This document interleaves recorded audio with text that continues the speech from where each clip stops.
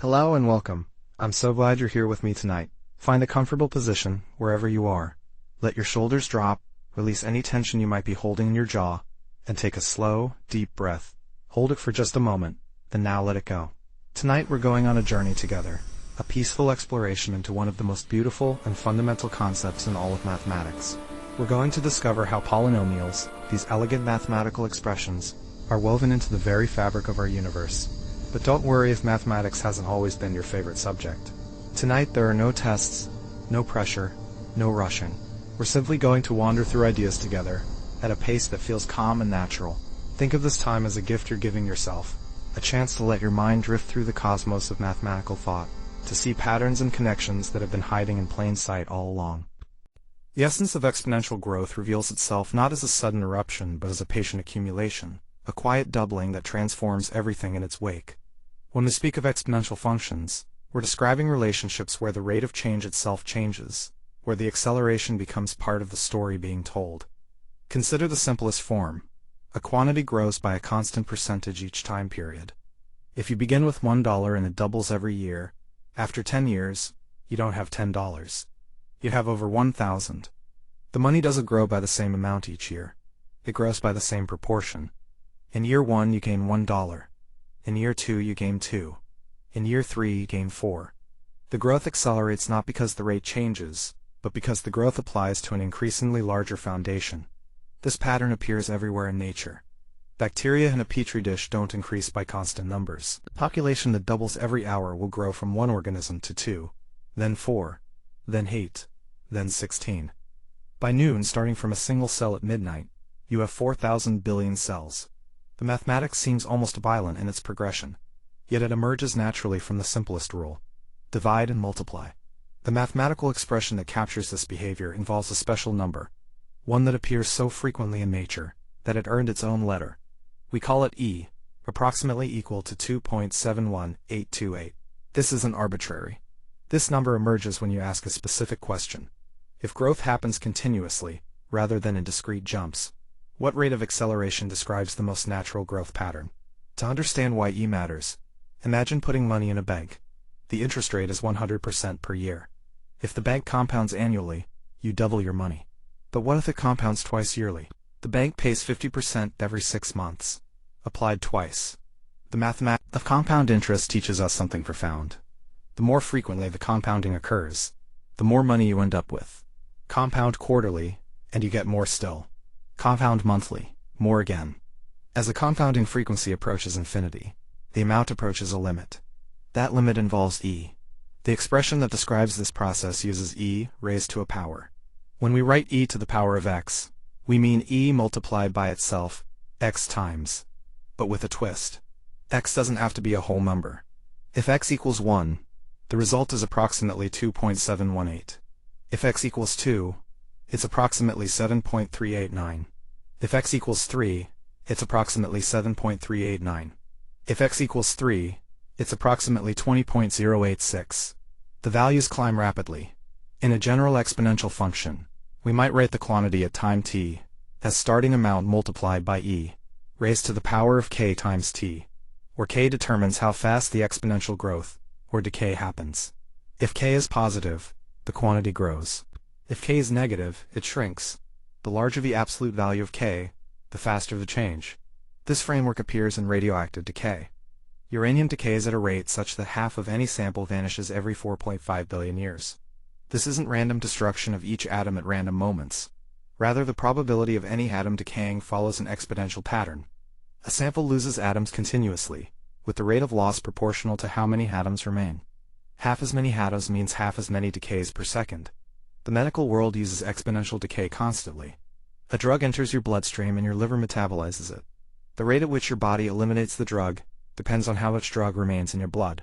Take a pain reliever, and its concentration follows an exponential decay curve. After 1 half-life, half remains. After 2 half-lives, a quarter remains.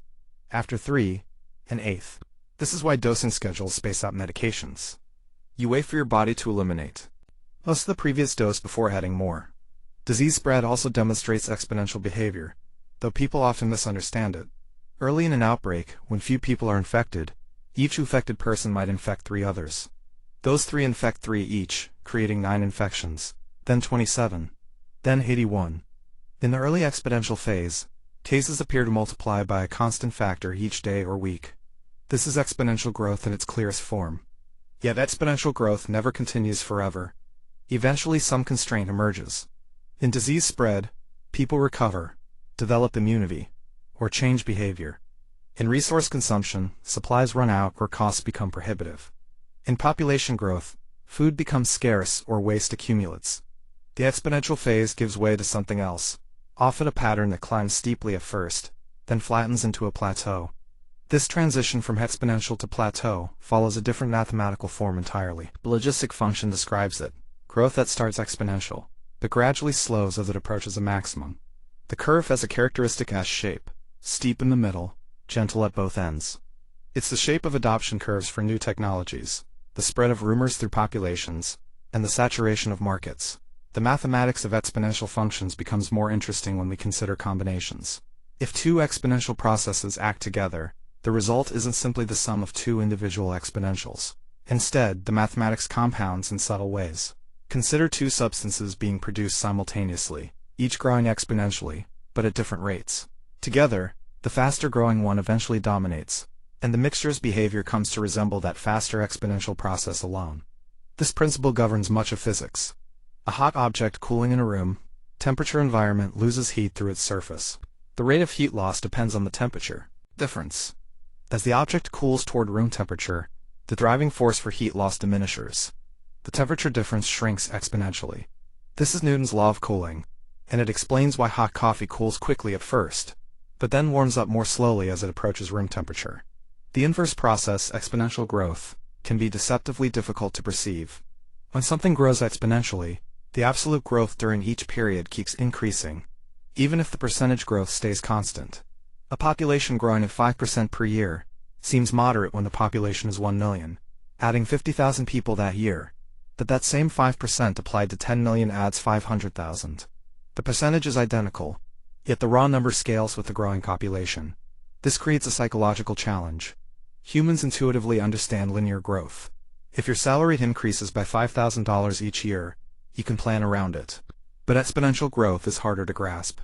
A salary that increases by 5% each year will eventually exceed any fixed increase, but the timeline is less obvious.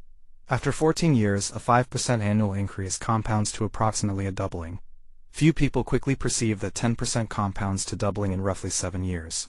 The power of compound interest over decades reveals this principle vividly. Start with $1,000 in an investment account growing at 7% annually. After 10 years, you had approximately $1,970. After 20 years, nearly $5,000. After 30 years, approaching $8,000. After 40 years, exceeding $15,000. After 50 years, surpassing $29,000. The doubling time of roughly 10 years means each decade adds another doubling. The final decades generate far more wealth than the early ones, even though the percentage growth rate never changes. This mathematical reality underlies much financial advice about starting investments young. An investment opened at age 25 and left untouched until 60 might dwarf investments started at age 35 and left equally untouched until 60, even if both receive identical percentage returns. The earlier investment has 7 extra years to double, and that extra doubling period compounds into enormous differences. 5 doublings turn $1 into $32. 6 doublings turn it into $64. The opposite process, exponential decay, can be equally subtle. Refinancing debt at lower rates doesn't eliminate exponential decay, it merely slows it. A mortgage with monthly payments follows exponential decay in the principal balance. Each payment reduces the principal, which reduces the interest charged next month, which means more of the next payment goes toward principal, and this accelerating process continues. Early in a mortgage, most payments go to interest. Late in the mortgage, most go to principal. The balance remaining follows an exponential decay curve in reverse. The number e appears so frequently in exponential mathematics that it seems almost fundamental to the universe. Growth phenomena, decay processes, wave functions, probability distributions, and countless other natural patterns all converge on this number. When physicists describe quantum phenomena or engineers model population dynamics, E emerges not by choice, but by the mathematical necessity of describing continuous change. Consider a simpler perspective. E represents the limiting behavior of repeatedly applying small growth percentages, infinitely many times. Divide a process into million-time steps. Apply a 1/1,000,000th growth rate to each step, and as the steps become infinitesimal, the result approaches multiplication by E. This is why E appears in continuous growth models. It's not arbitrary, it's the natural consequence of growth happening everywhere, simultaneously rather than in discrete jumps. The practical implications of understanding exponential mathematics extend far beyond textbooks. Environmental scientists use exponential models to project resource depletion. Computing scientists use them to understand algorithm efficiency. Epidemiologists use them to forecast disease spread. Engineers use them to design systems that must accommodate exponential wear, or exponential heat dissipation. Financial analysts use them to value investments and project economic scenarios. Yet misunderstanding exponential growth leads to consistent errors. People underestimate how quickly exponential growth produces large numbers, because their intuition is calibrated for linear relationships. People overestimate the impact of small percentage changes, because they don't account for compounding over time. People miscalculate how to slow exponential growth, because they don't realize that reducing the growth rate from 5% to 4% has minimal impact on the near term, but enormous impact over decades. The mathematical form we typically use for exponentials can take various appearances. Sometimes we see it as a number like 2 or 3 raised to a power. 2 raised to the power 10 equals 1024. 3 raised to the power 10 exceeds 59,000. These are simple exponentials, and they grow rapidly. But a number raised to a power growing exponentially itself creates something called a power tower, or tetration. And these grow so fast, they exceed human intuition almost immediately. 2 raised to the power of 2 equals 4. 2 raised to 2 raised to 2, meaning 2 raised to the power of 4 equals 16. 2 raised to 2 raised to 2 raised to 2 equals 2 raised to the power of 16, which is 65,536. Go one level deeper, and the number has 5 digits. Go one more level deeper, and the number has 20,000 digits. The growth outpaces exponential growth so dramatically that we need new mathematics just to describe it. These super-exponential functions barely exist in nature because physical systems can't sustain them. Reality introduces limitations. Energy requirements become prohibitive, space runs out, or fundamental laws of physics assert themselves.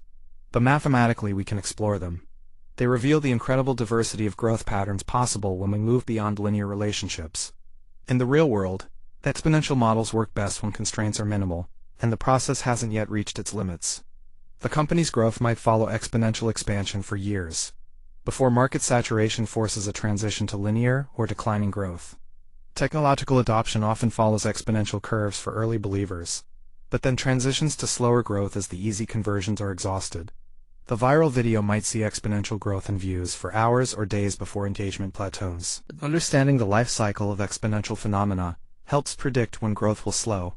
A population growing exponentially through resource abundance will crash when resources run out. An innovation spreading exponentially through adoption by early enthusiasts will slow when it reaches people less inclined to adopt. The rumor spreading exponentially through social networks will fade as it reaches saturation. The pattern isn't permanent, it's a phase. This creates a fundamental principle. Exponential growth is never sustainable forever, but the mathematical model can still accurately describe the system during the exponential phase. The usefulness of the model doesn't depend on it being eternally true, only on it being correct during the relevant time frame. A disease outbreak might grow exponentially for weeks or months, before reaching a plateau, and understanding that exponential phase is crucial for public health planning. The inverse perspective, considering how to reverse or slow exponential processes, reveals other insights. To reduce exponential growth, you don't simply subtract a constant from the growth rate.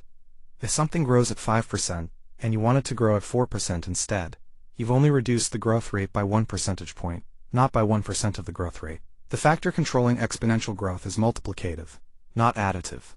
Reducing 5% growth to 4% extends the doubling time from approximately 14 years to 18 years, a meaningful change, but not a dramatic one. To dramatically slow exponential growth, you must reduce the rate more substantially. Reducing from 5% to 2% changes the doubling time, from 14 years to 35 years. Reducing from 5% to 1% extends it to 70 years. The relationship follows logarithmic scaling. Small changes in the rate produce large changes in the doubling time. but the relationship isn't linear. A halving of the growth rate more than doubles the doubling time, but not exactly twice as long. This principle matters enormously for climate science, where emissions grow roughly exponentially over decades. Reducing emissions from a 10% annual growth rate to an 8% rate produces a modest delay in when concentrations reach problematic levels. Reducing to a 3% rate substantially extends the timeline. Achieving zero growth requires stopping growth entirely, which isn't a reduction, but a phased transition to a different regime altogether. The mathematics of exponential systems also reveals why historical comparisons can be misleading. If a process grew exponentially in the past, projecting that same exponential trajectory into the future assumes the constraints that eventually slow it, haven't yet taken effect. The internet grew exponentially in the 1990s, but that growth couldn't continue at the same rate forever. Network saturation, infrastructure limits, and market boundaries would inevitably slow it. Understanding the distinction between the actual historical exponential phase and extrapolation of that phase into a future constrained by limits is crucial for any long-term forecasting.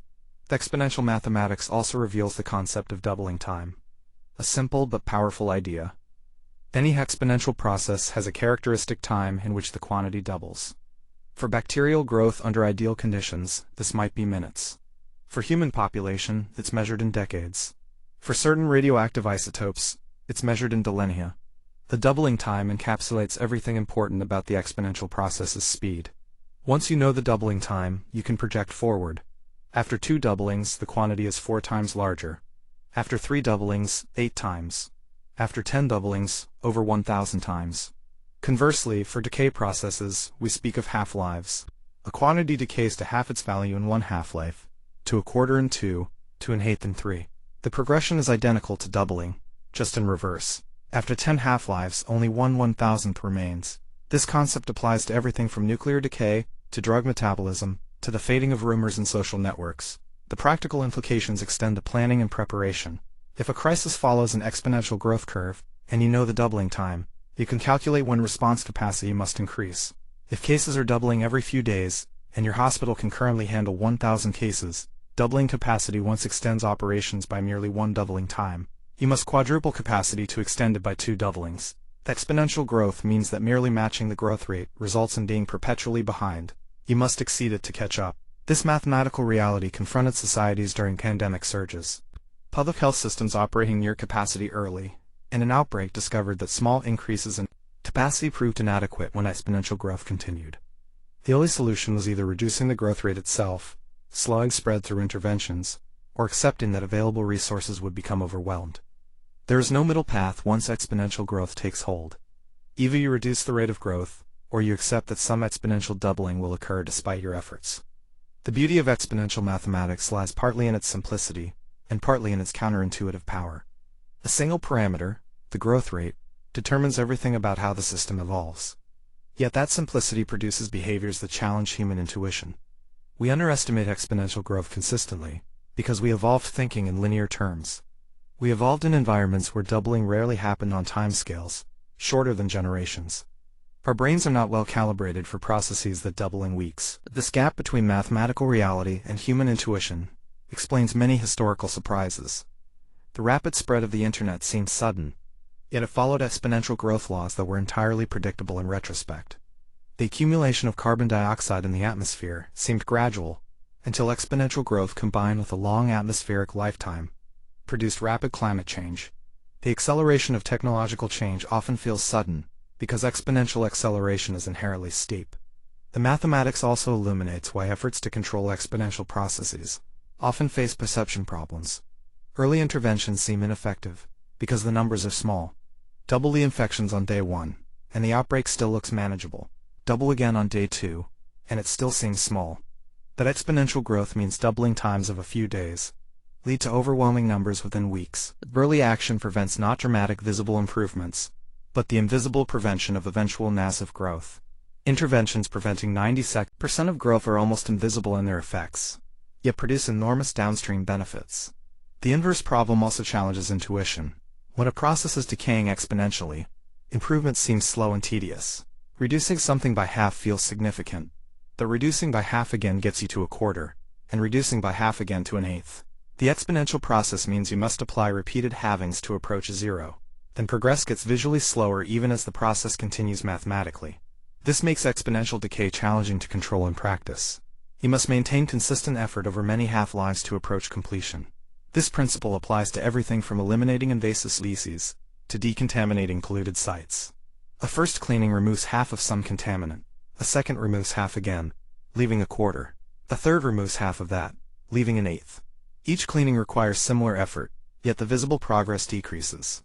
Persistence becomes necessary because the mathematics guarantees that you'll never reach absolute zero, yet you must continue if you want to approach sufficiently close for practical purposes. The applications of exponential mathematics in modern technology reveal how fundamental this concept has become. Computer processing power has followed something called Moore's Law, doubling roughly every 2 years for decades. This exponential growth enabled the technology revolution. Data storage costs have declined exponentially. Communication bandwidth has increased exponentially. Any technology that follows exponential improvement curves can eventually achieve capabilities that seem impossible from a linear perspective. Yet exponential growth curves in technology sometimes decelerate and transition to slower growth, a phenomenon called deceleration or hitting plateaus. As a technology matures, each doubling becomes harder. The early years of an improvement curve are easiest. You have numerous low-hanging improvements available. Later improvements require more fundamental breakthroughs. The curve flattens not because progress stops, but because the rate of progress slows. Understanding when and why this happens helps predict which technologies will continue improving and which have reached maturity. The economic implications of exponential growth and decay extend throughout business and finance. Stock markets don't grow exponentially long-term, but they do experience exponential rallies and exponential crashes. Understanding the mathematical signatures of these movements helps identify when markets are driven by exponential momentum versus fundamental value. The stock price doubling in weeks follows a different pattern than a stock gradually climbing over years, and the mathematical analysis reveals which is more sustainable. Debt also grows exponentially when unpaid, the compound interest accumulating indefinitely. A small debt left unaddressed grows exponentially into an overwhelming burden. This is why financial advice emphasizes paying down debt quickly. The exponential growth means early payments have dramatically larger impact than later ones. A payment made early prevents exponential growth from that amount forward. A payment made late addresses only the final accumulated damage. Innovation and learning sometimes follow exponential curves. Someone beginning to learn a new skill often progresses slowly as they master fundamentals, then accelerates dramatically as patterns become apparent, then slows again as they approach mastery. This S-shaped curve combines exponential growth with plateaus. The exponential phase in the middle, where learning accelerates, is the sweet spot of maximum progress. But understanding that this phase is temporary helps manage expectations during both the early slow phase and the late plateauing phase. The mathematical elegance of exponential functions extends to their relationships with other functions. The exponential function and the logarithmic function are inverses. Logarithms describe how many times you must multiply by a constant to reach a target, while exponentials describe what happens when you multiply repeatedly. Together, they form a complementary pair that handles many practical problems. Exponentials handle growth. Logarithms handle undoing that growth, or describing its magnitude. This inverse relationship reveals why exponential growth is so hard to stop. If something grows by a constant percentage, stopping it requires reducing the percentage to 0. But reducing from 10% to 9% to 8% to 7%, and so on approaches the goal asymptotically. You never quite reach zero growth through gradual reduction. Eventually, achieving zero growth requires a step change, a decision to stop the exponential process entirely, rather than merely slowing it. The practical implications extend to any system with positive feedback. The positive feedback, the output of a process feeds back to amplify the input, creating exponential-like growth. The small initial disturbance gets amplified into a large effect. This is how small sparks grow into raging fires, how minor social tensions escalate into conflicts, and how rumor mills turn whispers into widespread beliefs. Breaking positive feedback loops is the only way to stop exponential processes in such systems. Merely reducing the feedback strength slows the process but doesn't stop it. Conversely, negative feedback dampens systems, pushing them toward equilibrium. Your body's temperature regulation uses negative feedback. If you get too hot, you sweat, which cools you. If you get too cold, you shiver, which warms you. The system naturally opposes deviations from a target state. Systems with negative feedback tend toward stability, creating the plateaus we see in so many natural processes, rather than unlimited exponential growth or decay. The interplay between exponential growth and negative feedback produces many of the complex patterns we observe in nature. Populations grow exponentially when food is abundant, but then experience negative feedback as they overexploit resources, leading to oscillations or eventual collapse. Systems in equilibrium balance positive feedback, which tends to drive change against negative feedback, which tends to restore balance. Understanding this interplay is crucial for analyzing everything from ecosystems to economies to human physiology. The mathematical tools for working with exponentials have evolved over centuries. Ancient mathematicians lacked the notation to describe them clearly. The concept of exponents themselves is relatively recent historically. But once notation became available and calculators could handle large numbers, exponential mathematics became accessible.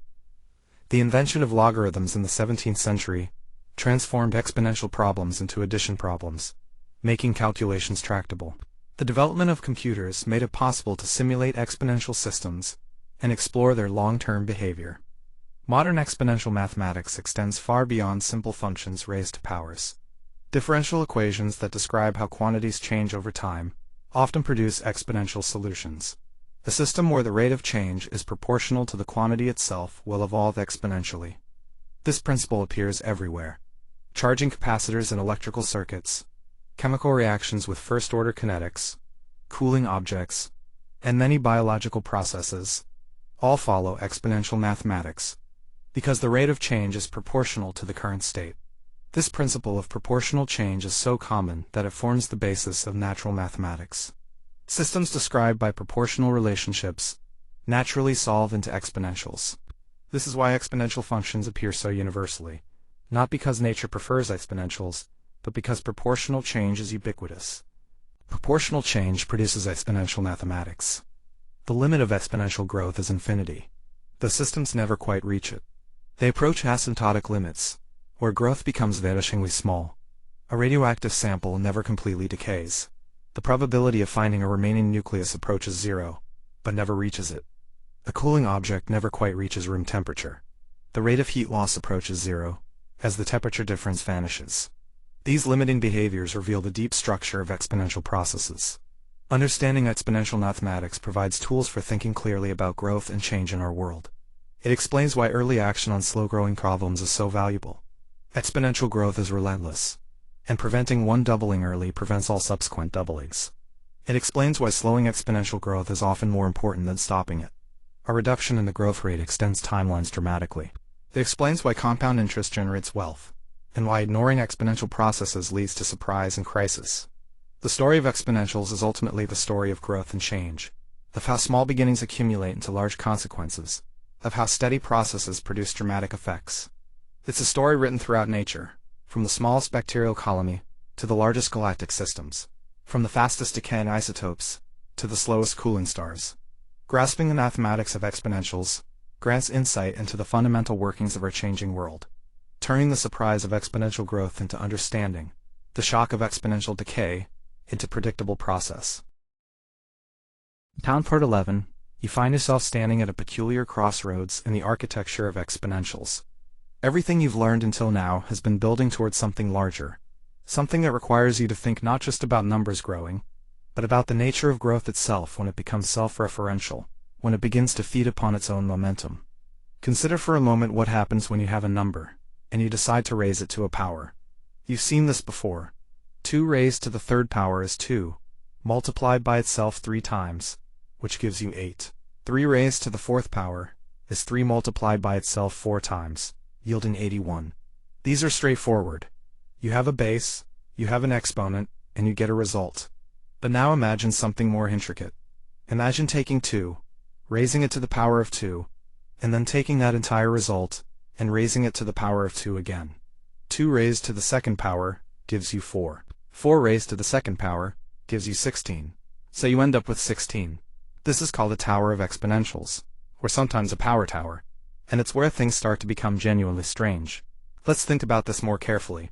The expression 2 raised to the power of 2, raised to the power of 2, means you're starting from the top and working your way down. You calculate 2 raised to the second power first, which is 4. Then you take that 4 and raise 2 to that power, giving you 2 raised to the fourth power, which is 16. This is fundamentally different from taking 2 raised to the second power and then raising that result to the second power, which would give you 4 squared, or 16. Wait, in this case, they're the same, but that's a coincidence of small numbers. Let's try 3 raised to the power of 2 raised to the power of 2. You start at the top. 2 raised to the second power is 4. So now you have 3 raised to the fourth power. 3 times 3 is 9. 9 times 3 is 27. 27 times 3 is 81. So you get 81. But imagine if you reverse the order of operations. 3 raised to the second power is 9. Then you raise 3 to the ninth power.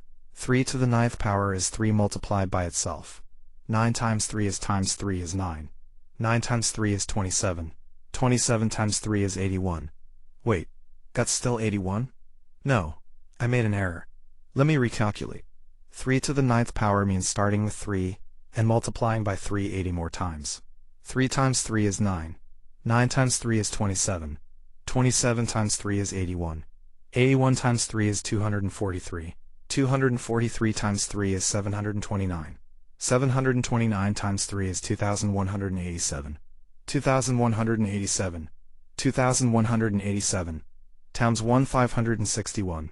6,561 times 3 is 19,683. So 3 to the ninth power is 19,683. That's dramatically larger than 81. This reveals something crucial about towers of exponentials. The direction matters enormously. When you're stacking exponentials, you must evaluate from the top down, from right to left, whatever notation you prefer. The exponent on the outside is not the first thing you calculate. It's the last thing you calculate. The innermost highest exponent is calculated first. Consider 2 raised to the power of 3, raised to the power of 2. You start with 3 raised to the second power, which is 9. So you have 2 raised to the ninth power. 2 to ninth is 2 times 2, times 2 times 2, times 2 times 2, times 2 times 2, 2 times 2. 4 times 2 is 8. 8 times 2 is 16. 16. 32 times 2 is 64. 64 times 2 is 128. 128 times 2 is 256. 256 times 2 is 512. So 2 to the ninth is 512. Now consider 2 raised to the power of 2, raised to the power of 3. You start with 2 raised to the third power, which is 8. So you have 2 raised to the eighth power. 2 times 2 is 4. 4 times 2 is 8. 8 times 2 is 16. 16 times 2 is 32. 32 times 2 is 64. 64 times 2 is 128. 128 times 2 is 256. So 2 to the eighth is 256. This is less than 512, showing again how the order changes everything. Now let's push further. What if you kept stacking? 2 raised to the power of 2, raised to the power of 2 raised to the power of 2. Start from the top. 2 raised to the second power is 4. 2 raised to the fourth power is 16. 2 raised to the 16th power is 2. Multiplied by itself 16 times. This is over 65,000. Then you have 2 raised to that enormous number. 2 raised to the 65,000. And some change is a number so large that if you try to write it out, it would require more digits than there are atoms in observable space. This is the essence of what makes power towers so terrifying and beautiful. A small tower grows incomprehensibly fast.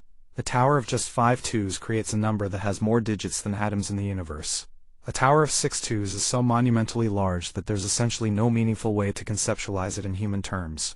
But here's something remarkable. Even though these towers grow so phenomenally fast, there's a strange mathematical property lurking underneath. If you take certain bases and keep making the tower taller and taller, infinitely tall, something unexpected happens.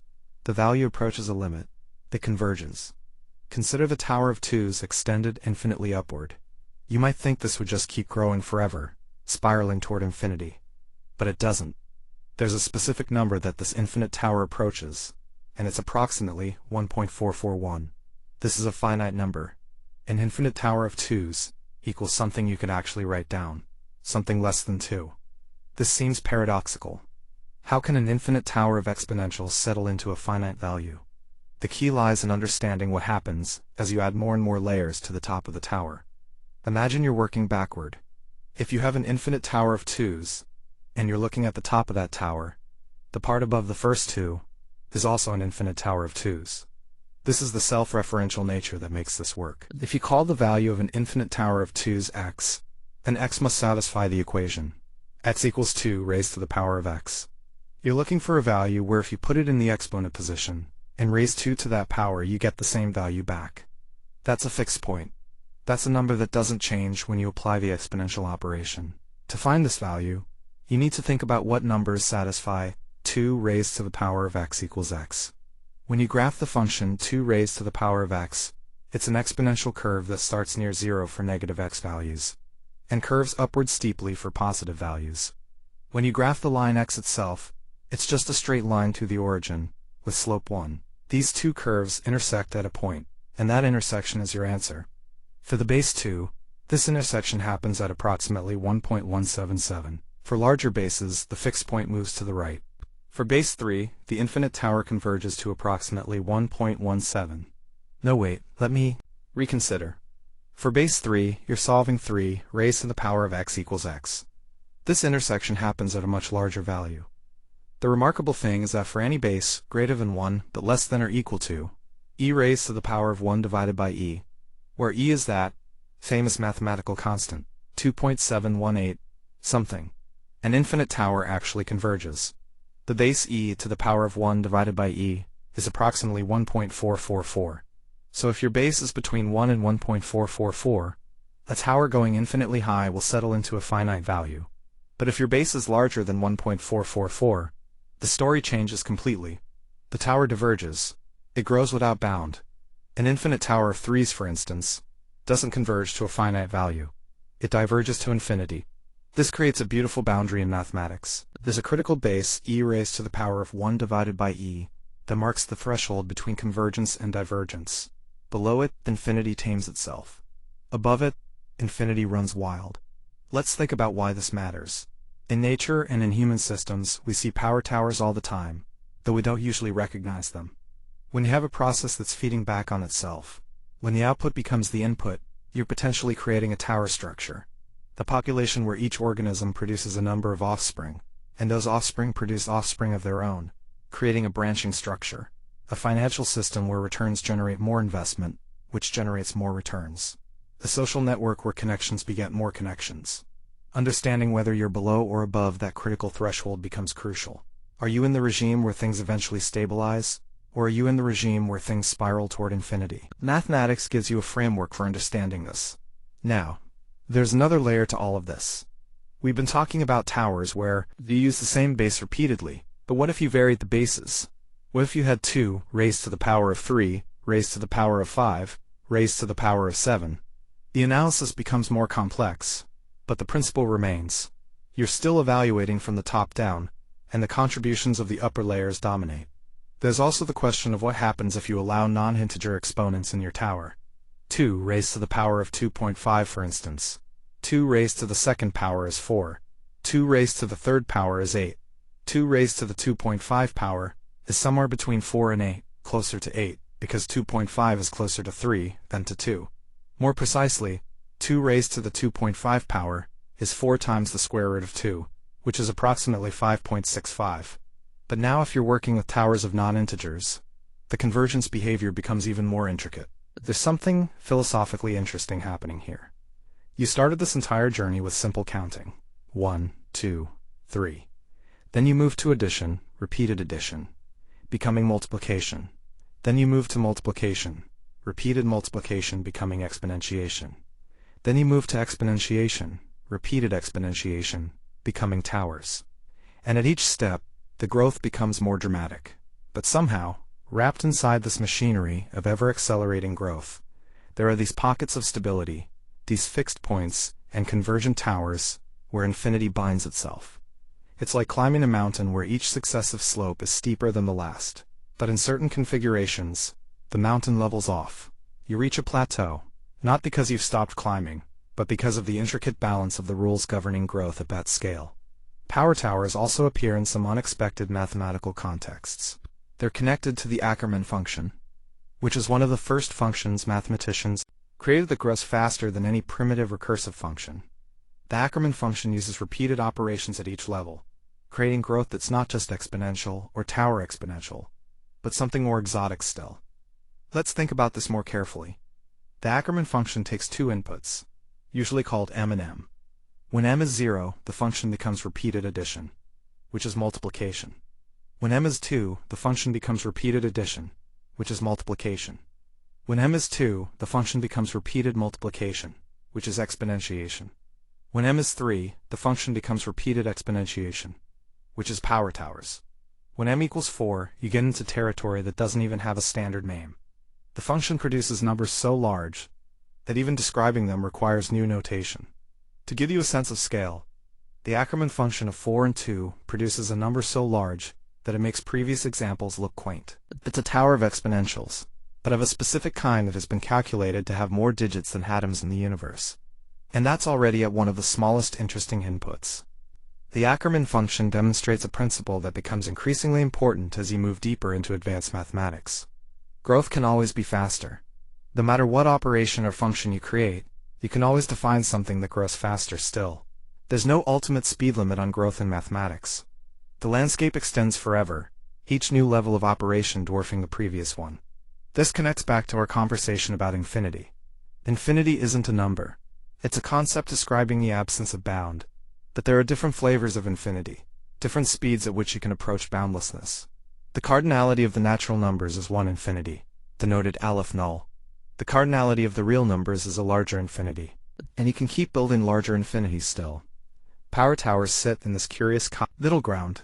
They're finite for any finite height, but they can approach infinity in different ways depending on the base and the arrangement. They're a bridge between the discrete world of countable operations and the continuous world of limits and calculus. When you start working with towers and actual mathematical problems, you often run into situations where you need to compare them. Is a tower of 3s taller than a tower of 2s? Well, a tower of 3s with the same height is always larger than a tower of 2s. But what if you have a shorter tower of 3s versus a taller tower of 2s? Then it depends on the specific numbers. A tower of 3 is 27, 3 raised to the power of 27, which is an unimaginably large number. A tower of 2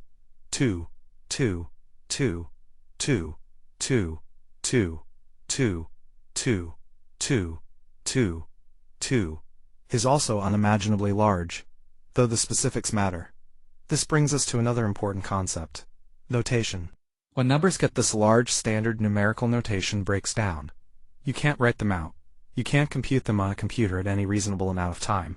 So mathematicians have developed notations to talk about these numbers in a shorthand way. The tower notation itself is one example. You might write the tower of n copies of the number b as a tall vertical structure, or you might write it in linear notation like b, with a caret stacked multiple times. Donald Knuth, a legendary computer scientist and mathematician, developed a notation called up arrow notation to handle these kinds of numbers. A single up arrow represents exponentiation, 2 up arrows represent towers, 3 up arrows represent an even higher level of operation. Using this notation, you can describe incomprehensibly large numbers in a remarkably compact way. The value of this notation goes beyond mere description. It gives your intuition and your framework. When you write something in up arrow notation, you can see the structure of the growth more clearly. You can manipulate it according to rules. You can reason about it without having to comprehend the actual magnitude, which would be impossible anyway. There's something profound about this. Mathematics has historically advanced by finding better notation and better frameworks for thinking about concepts. The move from Roman numerals to Arabic numerals was revolutionary. The move from geometric proofs to algebraic symbols was revolutionary. The development of calculus notation was revolutionary. And up arrow notation, while far more specialized, is part of that same tradition. It expands what humans can think about by giving us better tools for expression.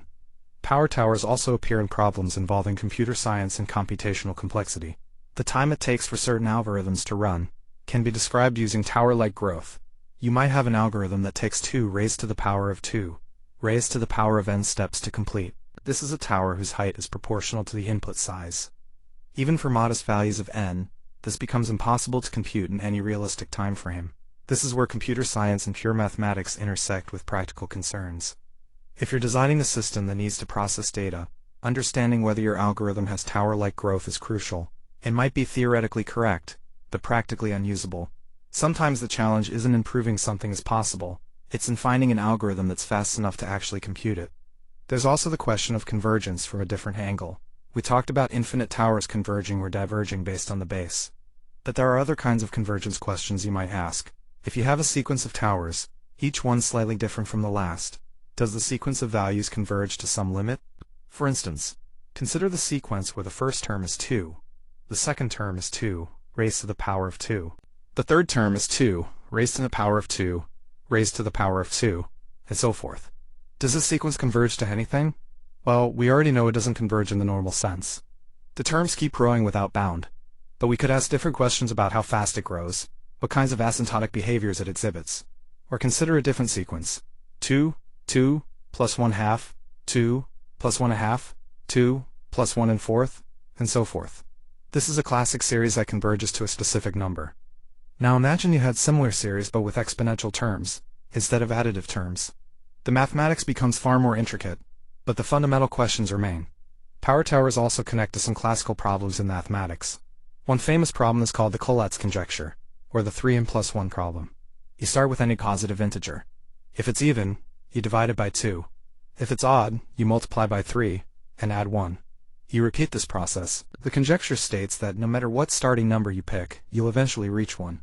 This problem has resisted proof for decades despite being extraordinarily simple to state. What's interesting is that the behavior of iterating the 3n plus 1 function can be chaotic. For some starting values, you'll quickly descend toward 1. For others, you'll take what seems like a random path, occasionally spiking up, then coming back down. The peaks you reach during this process are related to exponential growth, though not quite in the form of power towers, but they share that quality of unpredictability. Another classical problem involves iterating functions and looking for cycles or fixed points. A fixed point, as we discussed, is a value that doesn't change when you apply the function. An attracting fixed point is one where if you start near it and iterate the function, you get pulled toward it. A repelling fixed point is one where you get pushed away. When you're working with exponentials and towers, fixed points become even more important because the functions are so sensitive. A tiny change in the starting value can lead to dramatically different outcomes after just a few iterations. This is related to the concept of chaos in dynamical systems. The exponential function, when iterated, can exhibit chaotic behavior under certain conditions. Let's think about the iterative behavior of the exponential function itself. Start with some number x. Apply the exponential function. Raise e to the power of x. You get a new number. Apply the function again. Raise e to that new number. What happens? If your starting value is less than 1, the iterates will eventually escape to infinity. If your starting value is close to negative infinity, the iterates will stay small for a while, then eventually grow without bound. There's a special value called the omega constant, approximately 0.567, such that if you iterate the exponential function starting from -1, you'll converge to this constant. Iterate the function, and you'll oscillate around the fixed point of the function, where uw times e to the power of w equals 1.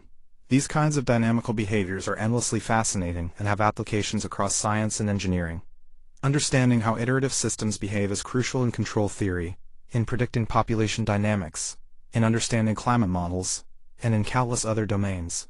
Power towers and exponential operations represent a frontier in mathematical thinking. They're simple to define but extraordinarily complex in their behavior. They connect pure abstract mathematics to practical computational concerns. They demonstrate that infinity isn't monolithic but stratified, with different growth rates representing different speeds toward the unbounded. And perhaps most importantly, they show that mathematics is endlessly creative.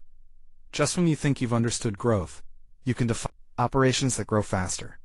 Just when you think you've reached the limits of what's meaningful, you find new ways to think about those limits. The universe of mathematics is like the physical universe in this respect. The deeper you explore, the more wonders you discover.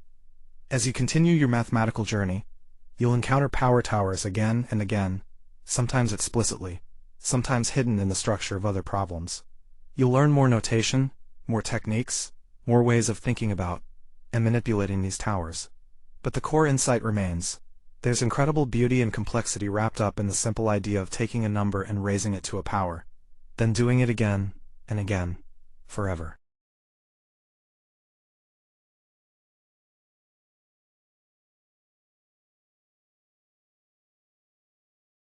When we talk about exponential growth or decay, we're really talking about something that happens over and over again in the most natural way possible.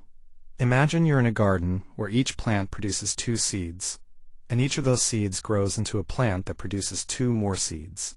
This isn't like adding 1 more plant each season. This is something far more dramatic and beautiful. The numbers don't just grow larger, they multiply themselves endlessly, folding back upon themselves with an almost mystical quality. The heart of exponential thinking starts with a base and a power. Let's say we have the number 2 as our base. When we raise this 2 to the first power, we get 2. When we raise it to the second power, we get 4. To the third power gives us 8. To the fourth power, 16. Do you see what's happening here? We're not having a fixed amount each time. We're doubling. Each new step takes the entire previous result and doubles it again. This is the essence of what makes exponentials different from everything else in mathematics. Now, there's something particularly special that happens when we use a specific number as our base. This number is called e, and it's approximately equal to 2.7182818, and goes on forever without repeating or following any simple pattern. The number e appears everywhere in nature, in the way populations grow, in the way heat spreads through a room, in the way sound decays, and in countless other phenomena that seem unrelated at first glance. The function where e is raised to a power, let's call that power x, creates one of the most important curves in all of mathematics and science. When x is 0, e to the 0 power equals 1. This is a fundamental rule that holds for any base. Even 0 to the 0 power has its own specific context and discussions. When x is 1, e to the first power equals e itself, roughly 2.7. When x is 2, we get e multiplied by itself, giving us approximately 7.39. The curve that emerges when we plot all these values is smooth, continuous, and it never touches the horizontal axis, though it comes arbitrarily close when x is negative. The beauty of exponential functions with base e lies in their relationship with calculus.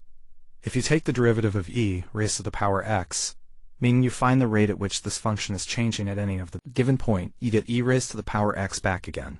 This is the only function that equals its own derivative. It's like a perfect mirror of itself, constantly recreating itself as it changes. This property is why e raised to the power x is so fundamental to describing real-world phenomena. Let's step back and think about exponential growth in a more general sense. Any exponential function can be written as a constant times a base raised to a power. The constant determines where the function starts, and the base determines how quickly it grows or shrinks. If the base is greater than 1, the function grows larger and larger as the power increases. If the base is between 0 and 1, the function shrinks smaller and smaller, approaching 0 but never quite reaching it. Consider a population of bacteria in a petri dish. Suppose we start with 100 bacteria, and the population doubles every hour. After 1 hour we have 200. After 2 hours we have 400. After 3 hours we have 800. After 10 hours we have 100,000. After 20 hours we have over 100 million. The population doesn't grow at a steady pace, adding the same number each hour. Instead, each hour's growth is as large as the entire previous population. This explosive quality is what makes exponential growth so remarkable and sometimes frightening when we're talking about things like disease spread or nuclear chain reactions. The inverse of exponential functions is the logarithm. If we ask ourselves, to what power must we raise 2 to get 8? The answer is 3. This is the logarithm of 8 to the base 2. Logarithms take exponential questions and turn them into linear ones. They compress the vast ranges of exponential growth into manageable numbers. Scientists and engineers use logarithmic scales all the time to make sense of data that spans many orders of magnitude, from the decibel scale for sound intensity, to the Richter scale, for earthquake magnitude, to the pH scale, for acidity. When we work with exponentials in real applications, we often encounter what's called exponential decay. Radioactive materials decay exponentially. A substance might have a half-life of 5,000 years, meaning that after 5,000 years, half of the original material remains. After another 5,000 years, a quarter remains. After another 5,000 years, an eighth remains. The amount decreases by the same proportion each time period, which is a defining characteristic of exponential decay. The formula that governs this decay involves e raised to a power that includes a negative rate. As time increases, the power becomes more negative, and e raised to an increasingly negative power gets smaller and smaller. The original amount is multiplied by the shrinking factor to give us the remaining amount at any given time. This same pattern describes how quickly a hot object cools to room temperature, how quickly an electric charge leaks away from a capacitor, and how quickly the brightness of a radioactive glow fades. There's a beautiful symmetry between exponential growth and exponential decay.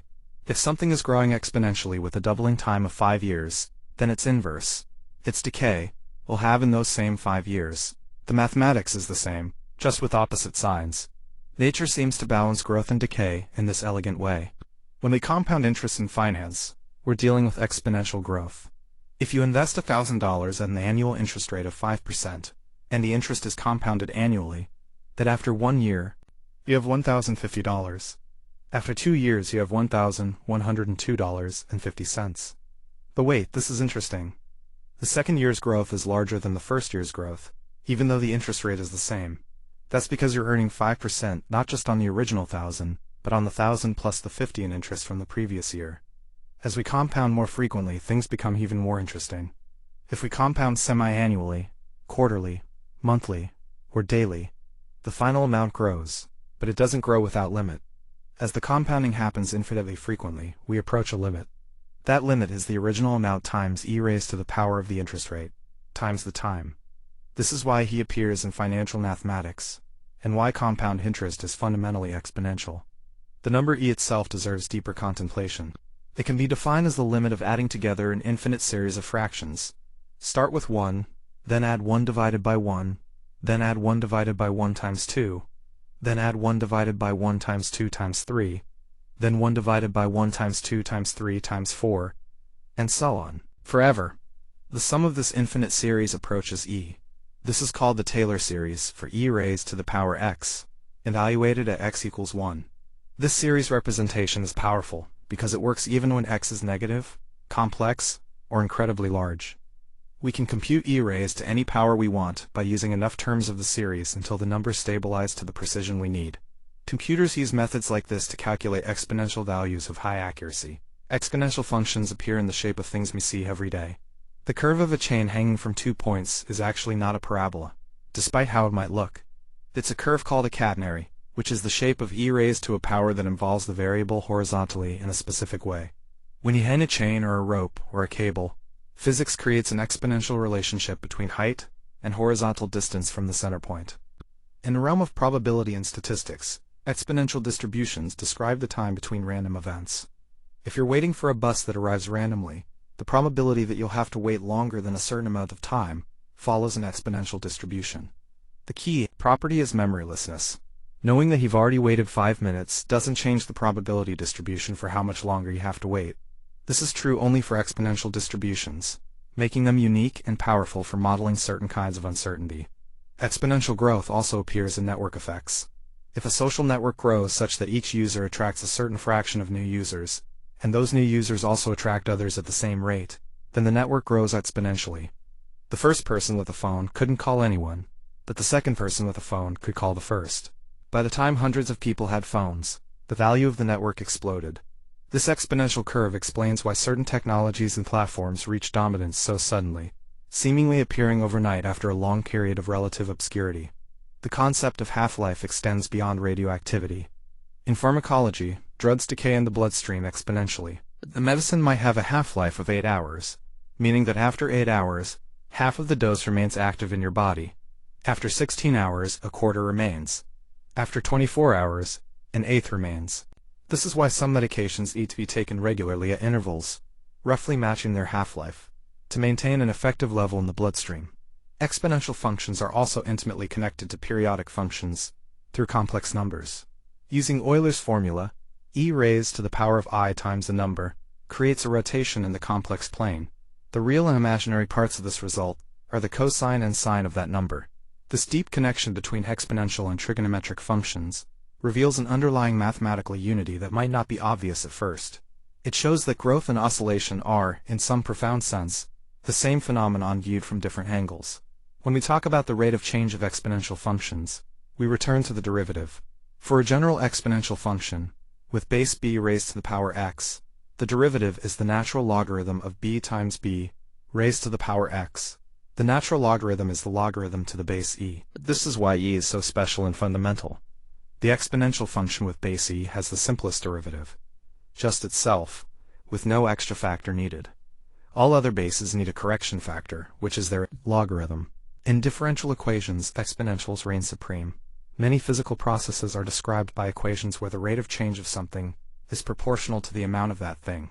Whether it's heat cooling, populations growing, or electrical charge discharging, these all lead to exponential solutions.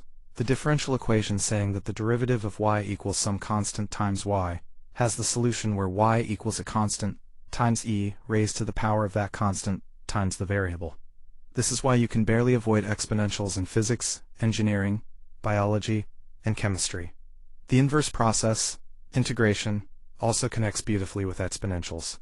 The integral of e raised to the power x is e raised to the power x plus a constant of integration. This indefinite integral captures all the functions whose derivative is e to the x. More generally, the integral of e raised to some complex power often yields another exponential function, sometimes with additional algebraic factors appearing, depending on the specific form of the exponent. Exponential growth has limits in the real world. No population grows exponentially forever, because resources become scarce, predators multiply, or disease spreads. The model that accounts for this limitation is the logistic equation, where the growth rate decreases as the population approaches a carrying capacity. The solution to the logistic equation is the logistic function, sometimes called the sigmoid function. It starts as approximately exponential when the population is small, but then it curves and flattens out, asymptotically approaching a maximum value.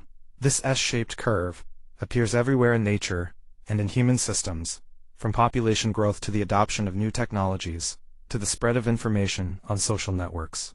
When we examine the graph of an exponential function more carefully, we notice that it's defined for all real numbers. You can raise e to the power of any real number, negative or positive, fraction or whole. The resulting value is always positive, never zero, never negative. The horizontal asymptote is the horizontal line at height 0. The function approaches this line as x becomes more and more negative, but it never crosses. This is why exponential models are sometimes problematic for certain phenomena. They predict that something always remains, no matter how much time passes, though the amount might be undetectably small. The rate at which an exponential function grows or decays depends on two things, the base and the time constant. The base of 2 creates doubling at regular intervals. The base of 3 creates tripling. The base of 1.1 creates 10% growth per time interval.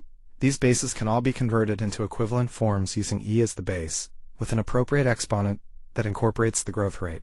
A growth rate of 10% per year can be expressed as e raised to the power of the natural logarithm of 1.1 times the time in years. This unified representation helps us compare different growth and decay processes on the same footing. In the study of dynamical systems, we often linearize around fixed points, and this linearization introduces exponential behavior. When the system is near a stable equilibrium, the deviation from that equilibrium shrinks exponentially. When a system is near an unstable equilibrium, the deviation grows exponentially. This local exponential behavior helps us understand the long-term dynamics of complex systems, whether they involve populations, chemicals, prices, or any other quantities change over time. The probability of independent events occurring in a Poisson distribution involves the exponential function e raised to a negative rate parameter. This appears when we're counting the number of events happening in a fixed time period, where events occur randomly and independently at a constant average rate. The probability of getting exactly k events is related to the rate raised to the kth power divided by k factorial, all multiplied by e raised to the negative rate. This distribution describes the number of emails arriving in an hour, the number of radioactive decays in a second, or the number of customers arriving at a store in a day. Exponential growth and decay also provide a framework for thinking about compounding effects in general.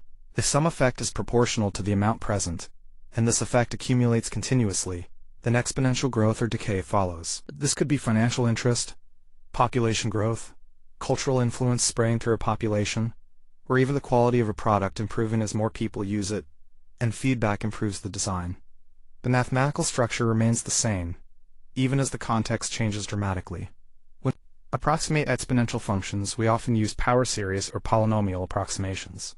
For small values of x, e raised to the power x is approximately 1 plus x squared divided by 2 plus x cubed divided by 6, plus higher powers of x with decreasing coefficients. This polynomial approximation makes calculations easier when you don't have a calculator, and when x is small enough that the series converges quickly. The more terms you include in the series, the wider the range of x values for which the approximation remains accurate. Exponential functions have fascinating behavior when the input is complex. If x equals a plus b times I, where I is the square root of -1, then e raised to the power x equals e raised to the power a, multiplied by the result of e raised to the power b times I. The first part is exponential growth or decay in the real direction. The second part creates rotation in the complex plane. The magnitude stays the same along the rotation, so e raised to a purely imaginary power traces out a circle in the complex plane. This is the source of the deep connection between exponential functions and trigonometric functions, between linear time growth and circular periodic motion. The concept of limiting behavior is important for understanding exponentials. As x approaches infinity, e raised to the power x approaches infinity. As x approaches negative infinity, e raised to the power x approaches 0. These limits define the fundamental character of the exponential function. It grows without bound in one direction, and decays towards 0 in the other, never actually reaching 0. This asymptotic behavior is what distinguishes exponentials from polynomial functions, which also grow but at much slower rates for large inputs. Exponential functions are injective, meaning each output corresponds to exactly one input. This one-to-one relationship is why we can invert them to create logarithmic functions. If you know the output of an exponential function, you can uniquely determine the input. This property is crucial for solving exponential equations. If e raised to the power x equals a specific number, there is exactly one value of x that satisfies this equation, and we can find it by taking a logarithm of both sides. In optimization problems, exponential functions often appear in constraints or objective functions. When we want to maximize or minimize something subject to exponential constraints, we frequently use logarithmic transformations to convert the problem into a linear form, which is easier to solve. This technique of logarithmic transformation is powerful and widely used in economics, operations research, and engineering. The second derivative of an exponential function is proportional to the function itself, just as the first derivative is. For e raised to the power x, both the first and second derivatives equal the original function. This means the function is always concave up, always smiling upward, always bending in the direction of growth. The rate of growth is itself growing. This accelerating rate of increase is what makes exponential growth so dramatic, and what makes exponential decay so slow. Exponential functions appear in the study of branching processes, where entities reproduce randomly. If each entity produces a number of offspring with a certain probability distribution, and we start with one entity, the population size follows a branching process. When the expected number of offspring is greater than 1, the population grows exponentially with a certain probability, unless extinction occurs. It models everything from family name survival in history to the spread of computer viruses through networks. When working with exponential functions in applied settings, we often deal with noise and uncertainty. Real measurements don't follow perfect exponential curves. Instead, they scatter around an exponential trend. Statistical methods like least squares fitting allow us to estimate the best exponential curve through noisy data. We can find the base and the amplitude that minimize the total squared distance between the model and the data, even when the data isn't perfect. Exponential functions also connect to special functions in advanced mathematics. The Bessel functions, the gamma function, the Riemann zeta function, and countless other special functions involve exponentials in their definitions, or as parts of their behavior. These special functions solve important differential equations that arise in physics and engineering, from the equations governing heat flow in cylindrical objects, to the equations describing quantum mechanical systems. In information theory, exponential functions appear through the concept of entropy. The amount of information contained in a message relates logarithmically to the number of possible messages. The capacity of a communication channel, the rate at which information can be reliably transmitted, involves exponential functions of the signal-to-noise ratio. Claude Shannon, the founder of information theory, used these exponential and logarithmic relationships to quantify information itself. Exponential growth in computing power follows Moore's law, which observed that the number of transistors on a chip approximately doubles every 2 years. This exponential growth has persisted for decades, driving the digital revolution. As long as this exponential trend continues, the power of computation available at a given price point keeps doubling, allowing for increasingly complex calculations and simulations. The implications of this exponential growth for technology are profound. When we approximate the solution to differential equations numerically, exponential functions play a crucial role. Methods like the exponential Euler method explicitly use exponential functions to create more accurate approximations. By recognizing the structure of the equation and accounting for its exponential nature, the numerical solvers can achieve better accuracy. With fewer computational steps, the Laplace transform, a powerful tool in engineering and mathematics, converts time domain functions into frequency domain functions through an integral involving exponentials. A function f of t is transformed by integrating f of t times e raised to the power of negative s times t over all time, where s is a complex variable. This transformation makes solving linear differential equations much easier, because differentiation in the time domain becomes multiplication in the frequency domain, a much simpler operation. In the functions of the eigenfunctions of the differentiation operator, meaning they pass through differentiation unchanged, except for multiplication by a constant. Exponential functions also describe saturation phenomena.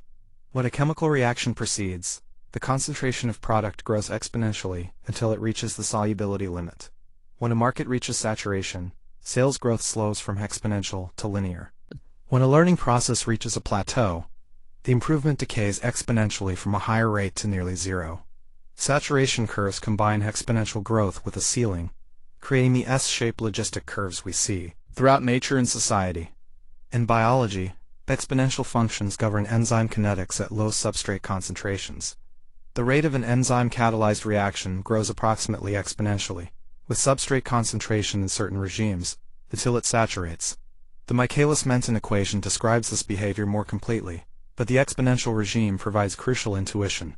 Similarly, exponential functions describe the growth of microorganisms, when nutrients are abundant and waste products are diluted away. Exponential distributions in time describe the intervals between quantum mechanical events, like radioactive decay, or the emission of photons from an excited atom. The memoryless property means that an atom that has existed in its excited state for 1 billion years has exactly the same probability of emitting a photon in the next second as an atom that just entered that state. Time is irrelevant to the atom, only the current state matters. This counterintuitive property arises naturally from the exponential distribution. When we study population dynamics more carefully, we consider age structure. Different age groups in a population have different birth and death rates. The other Lessing matrix is a mathematical tool that incorporates this structure. The long-term growth rate of the population is determined by the dominant eigenvalue of the Lessing matrix. This eigenvalue, when raised to successive powers, gives the population size at successive time steps, creating exponential growth, or decay, or equilibrium, depending on whether the eigenvalue is greater than, less than, or equal to 1. Exponential functions are deeply connected to the concept of stability in nonlinear systems. When we analyze whether a fixed point is stable or unstable, we look at how perturbations from that fixed point behave. Near a stable fixed point, small perturbations decay exponentially. Near an unstable fixed point, small perturbations decay exponentially. The rate of this exponential growth or decay is determined by the linearization of the system at the fixed point. This understanding extends to more complex behavior like limit cycles and chaos, but exponential stability analysis provides the foundation. In economics, exponential functions describe technological progress and innovation. Learning curves show how the cost of producing something decreases exponentially as cumulative production increases. This causes the cost per unit of solar panels, computer chips, and many other technologies to drop dramatically over time. The learning curve effect is an exponential function of cumulative production, where doubling cumulative production reduces the cost by a constant percentage. This is why new technologies often seem impossibly expensive at first, but gradually become affordable. Exponential functions also appear in the study of epidemic models. The Sire model, where S is susceptible, I is infected, and R is recovered, shows that at the beginning of an epidemic, the number of infected individuals grows exponentially. The rate of this exponential growth depends on the transmission rate and the infectious period. Understanding this initial exponential growth helps public health authorities predict how quickly an epidemic will spread, and how many hospital beds or vaccines they'll need. The exponential phase lasts until a significant fraction of the population is immune, at which point the growth slows. The concept of relative growth rate is key to understanding exponential processes. If something is growing exponentially with a particular base, then the relative growth rate, the percentage increase per time period, is constant. This is different from the absolute growth rate, which increases over time for an exponential process. The population growing at 10% per year has a constant relative growth rate of 10%, but an increasing absolute growth rate measured in number of individuals per year. As the population grows, each additional year adds more individuals than the previous year. even though the percentage is the same. Exponential functions provide a bridge between discrete and continuous mathematics. A discrete sequence, where each term is a constant multiplier, times the previous term is a geometric sequence. The discrete analog of exponential growth.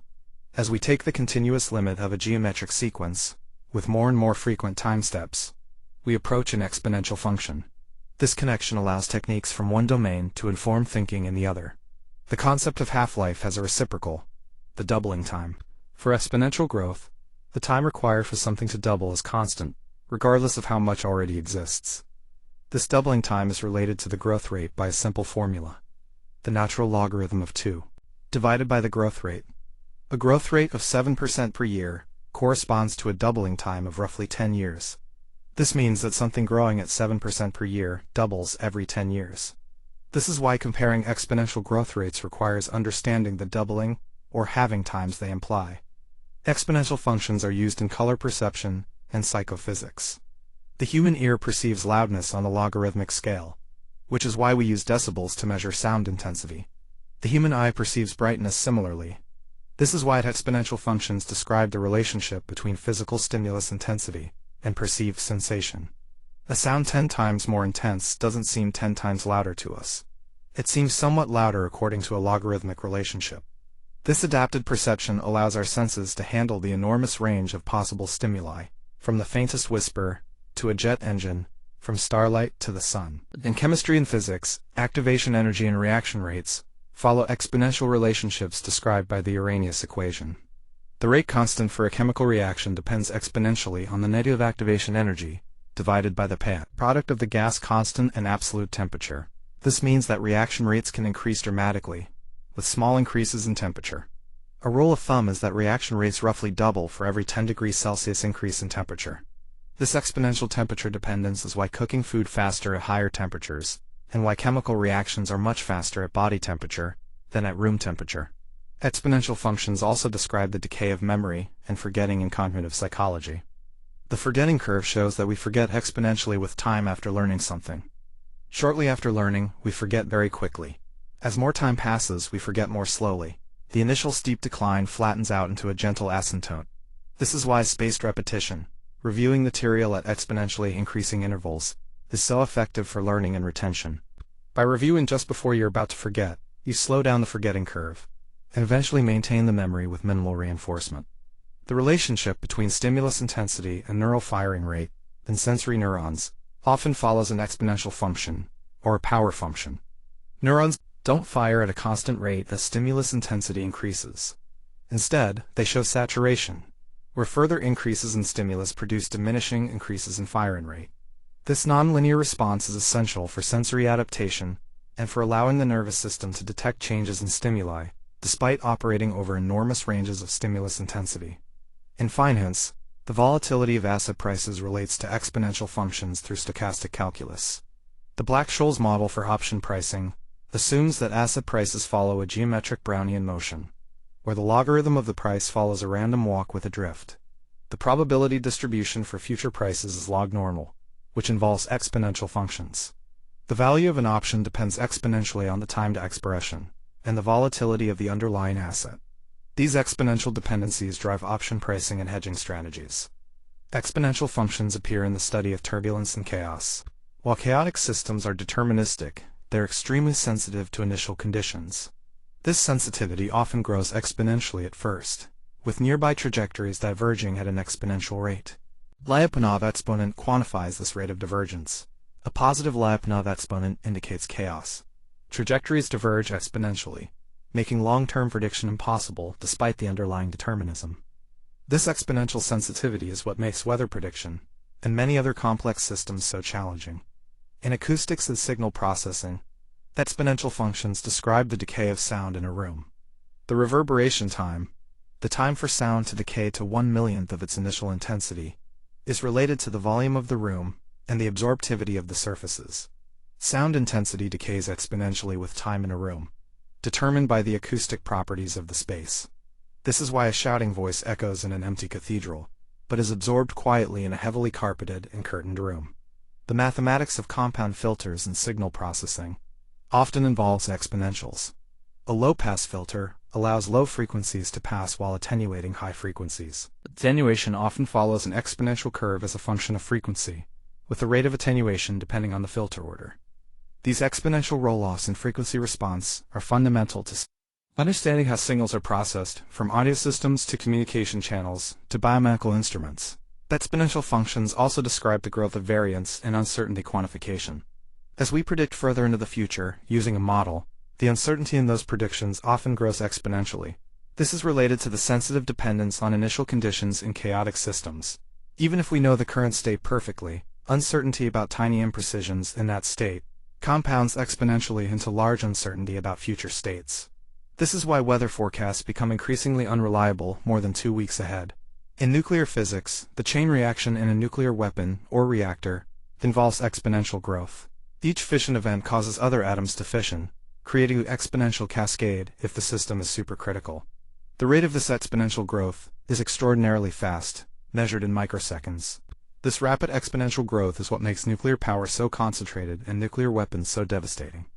In a reactor, control rods absorb neutrons to slow this exponential growth to a manageable rate. Exponential functions appear in the theory of percolation, the study of connectivity in random networks. As we increase the density of connections at a random network, the size of the largest connected component grows. Near the percolation threshold, this growth is often exponential. This relates to many phenomena like the spread of disease through a population, the flow of liquid through a porous medium, or the conductivity of a composite material made of conductive and insulating components mixed randomly. The distribution of wealth in many societies follows power laws rather than exponential distributions. That exponential functions are used to model the decay of probability in the tails of other distributions. The exponential distribution itself describes the time between events in memoryless processes. Exponential family of distributions, which includes the normal distribution, the Poisson distribution, and many others, all share the property that they can be written in a form involving exponential functions of the data and parameters. In evolution and genetics, populations accumulate mutations exponentially over time, when the mutation rate is low. This allows us to estimate the age of a species, or the time since two species diverged by counting the differences in their DNA and assuming an exponential accumulation. This molecular clock, based on exponential growth of differences, has become a powerful tool in reconstructing evolutionary history and dating divergence events in the tree of life. Exponential functions also govern the spread of ideas and innovations through networks. The Bass model describes the adoption of new products as a combination of innovation, where a few people adopt based on advertising or inherent appeal, and imitation, where the rate of adoption accelerates as more people see others using the product. The imitation term creates exponential growth until the market becomes saturated. This S-curve is typical of innovation adoption and explains why some products explode in popularity while others fizzle out. In material science, exponential functions describe the growth of defects or degradation under stress or radiation. The number of atomic defects in material often grows exponentially with exposure to radiation or heat. This exponential growth can degrade material properties catastrophically. Understanding this degradation is essential for nuclear reactors, where materials must withstand intense radiation for years. The concept of terminal velocity in fluid dynamics involves exponential approach to a steady state. When a falling object accelerates, air resistance grows, and the net downward force decreases. The velocity asymptotically approaches a terminal velocity, and the approach to this terminal velocity is exponential. The object never quite reaches terminal velocity in finite time, but gets exponentially close, with the time constant related to the ratio of mass to drag coefficient. Exponential functions appear in the study of epidemic disease vectors. If a mosquito population grows exponentially without control, the number of people infected with a mosquito-borne disease grows faster than the linear population growth. This is because the infection rate depends on the square of the population sizes, the probability of contact between infected and susceptible individuals. This nonlinear feedback creates rapid growth, and is why vector control is so important for managing diseases like malaria and dengue fever. In agriculture, the exponential growth of crop yields over the past century has been driven by improvements in seed genetics, fertilizers, pesticides, and farming techniques. Mechanization also increased productivity exponentially. This agricultural exponential growth has been essential for feeding the world's growing population. Understanding the basis of this growth helps predict whether future improvements can continue, or whether we're approaching some biological limit. Exponential functions describe the initial phase of population growth in conservation biology. When a species is recovering from near extinction, its population grows exponentially if protected from threats. Calculating the doubling time of an endangered species helps prioritize conservation efforts. Species with longer tumbling times recover more slowly and need longer-term protection and monitoring. The concept of exponential smoothing, used in forecasting and time series analysis, applies an exponentially weighted average to data. Recent data points are weighted more heavily than older data points. The weight decreases exponentially as we look further back in time. This creates a smooth trend that responds to recent changes while ignoring old noise. Exponential smoothing is simple, effective, and widely used in business forecasting and inventory management. Telecommunications, the capacity of fiber optic cables, and the development of wireless networks have followed exponential growth curves. The number of transistors on a chip, the amount of data that can be stored in a given physical volume, and the speed of computation have all roughly followed exponential growth over decades. These exponential curves have driven the information revolution and continue to shape technological development. The exponential functions also describe the growth and decline of animal populations subject to hunting or harvesting. If the harvest rate is proportional to the population size, the population declines exponentially. This is why sustainable harvesting requires knowledge of population growth rates and careful calculation of safe harvest levels. Overharvesting, where we remove more than the population can sustainably regenerate, drives species toward extinction exponentially fast. The study of aging and mortality and actuarial science uses the Gompertz law and related exponential models. Mortality risk increases exponentially with age after young adulthood. This exponential increase in mortality risk with age is fundamental to calculating life insurance premiums. Pension liabilities. Understanding this exponential growth and mortality risk helps society plan for aging populations and healthcare systems. Here's something beautiful about the way things grow when they escape the ordinary limits of addition and multiplication. Imagine you're standing in a garden where the growth doesn't follow the polite arithmetic of more and more, but instead spirals outward in a way that almost seems impossible until you see it happening. When we talk about exponentials, we're talking about a kind of multiplication that feeds itself. It's not just multiplying once. It's multiplying again and again, each time using the result as the starting point for the next multiplication. This recursive appetite, this self-perpetuating hunger for growth, creates patterns so distinctive they appear across nearly everything we observe in nature and in the structures of how systems work. Let me set the scene differently. Imagine a single cell dividing. It becomes 2. Those 2 become 4. Those 4 become 8. This isn't arithmetic, where we add the same amount repeatedly.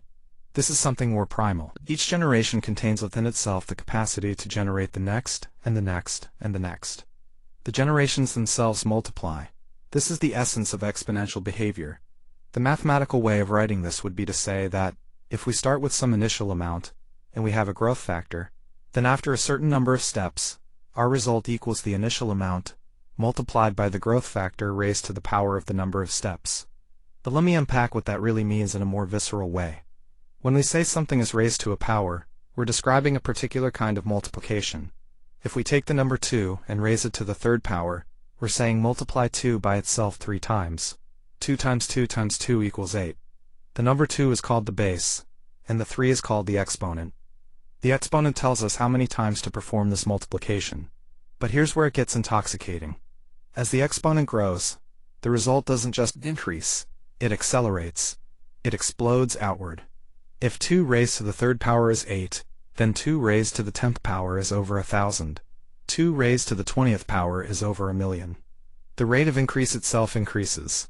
This is not a linear trajectory. This is something that curves upward with increasing desperation. Consider the historical narrative of bacterial growth in a petri dish. A bacterium reproduces by dividing into 2 bacteria. Under ideal conditions, this might happen every 20 minutes. After 20 minutes, you have 2 bacteria. After 40 minutes, you have 4. After 60 minutes, you have 8. After 2 hours, 16. After 4 hours, 256. After 8 hours, over 65,000. After 24 hours, you're dealing with numbers so vast, they become almost incomprehensible. A single bacterium can theoretically generate trillions upon trillions of descendants in a single day. This is why exponential thinking is so difficult for human intuition. Our brains evolved to navigate a world of linear relationships. When something moves twice as fast, it covers twice the distance in the same time. This makes intuitive sense. But in an exponential world, the relationship between input and output becomes profoundly nonlinear. A tiny change in the exponent creates a massive change in the result. Let's talk about the mathematics of continuous exponential growth, which is where things become even more fascinating. In the real world, bacteria don't divide all at once and then wait. They divide continuously throughout time. The growth happens constantly, smoothly, without discrete jumps. To describe this continuous growth mathematically, we need a special number. This number is approximately equal to 2.71828. It's called E, and it's possibly the most important constant in all of mathematics. It shows up everywhere.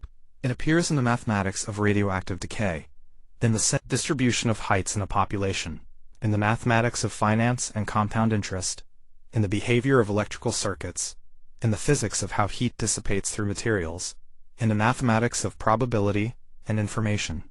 It's as fundamental as pi, perhaps even more so for understanding the universe's actual behavior.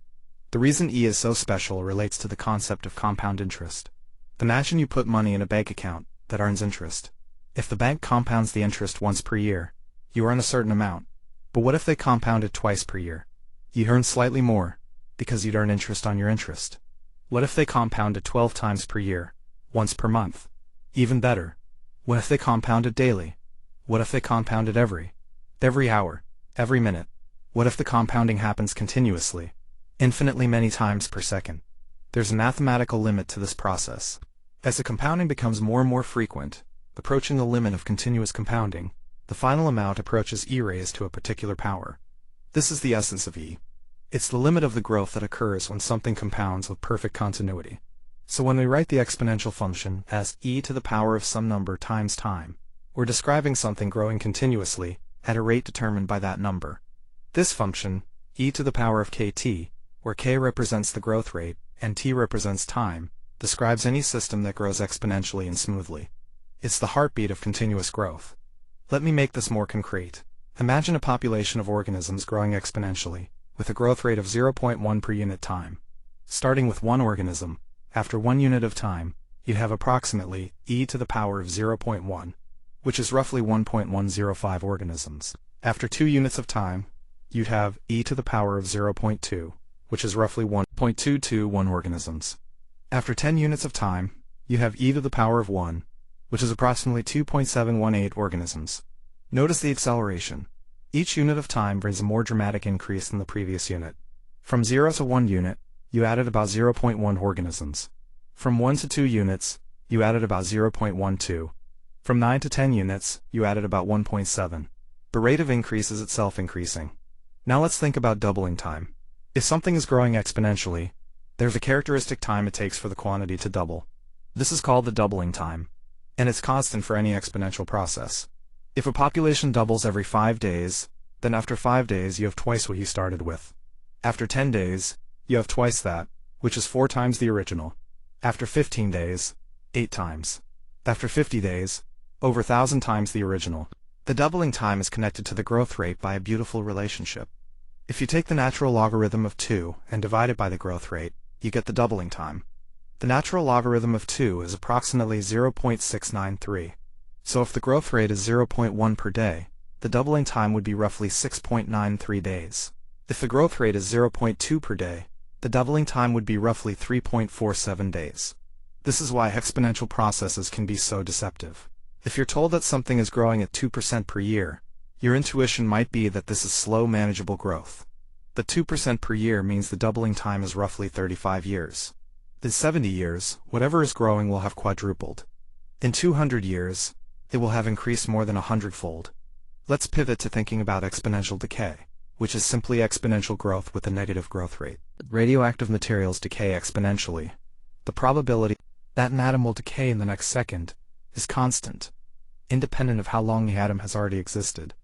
This leads to a population of radioactive atoms that shrinks exponentially over time. Every radioactive element has a characteristic half-life. This is the time it takes for half of the atoms to decay. Uranium-235 has a half-life of about 700 million years. Carbon-14 has a half-life of about 5,700 years.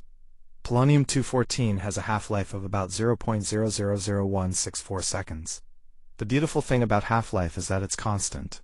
After one half-life, half remains. After 2 half-lives, 1/4 remains. After 3 half-lives, 1/8 remains. This exponential decay describes not just radioactivity, but also how drugs are eliminated from the body, how temperature differences dissipate, how light is absorbed as it travels through a medium, how sound fades as it travels through air. The mathematics of exponential decay uses the same fundamental structure as exponential growth. We use e raised to a negative power.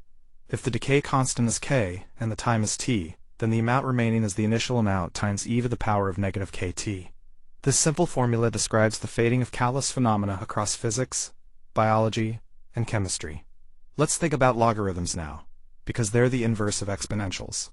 If exponentials describe growth, logarithms describe the time required to reach a certain level of growth.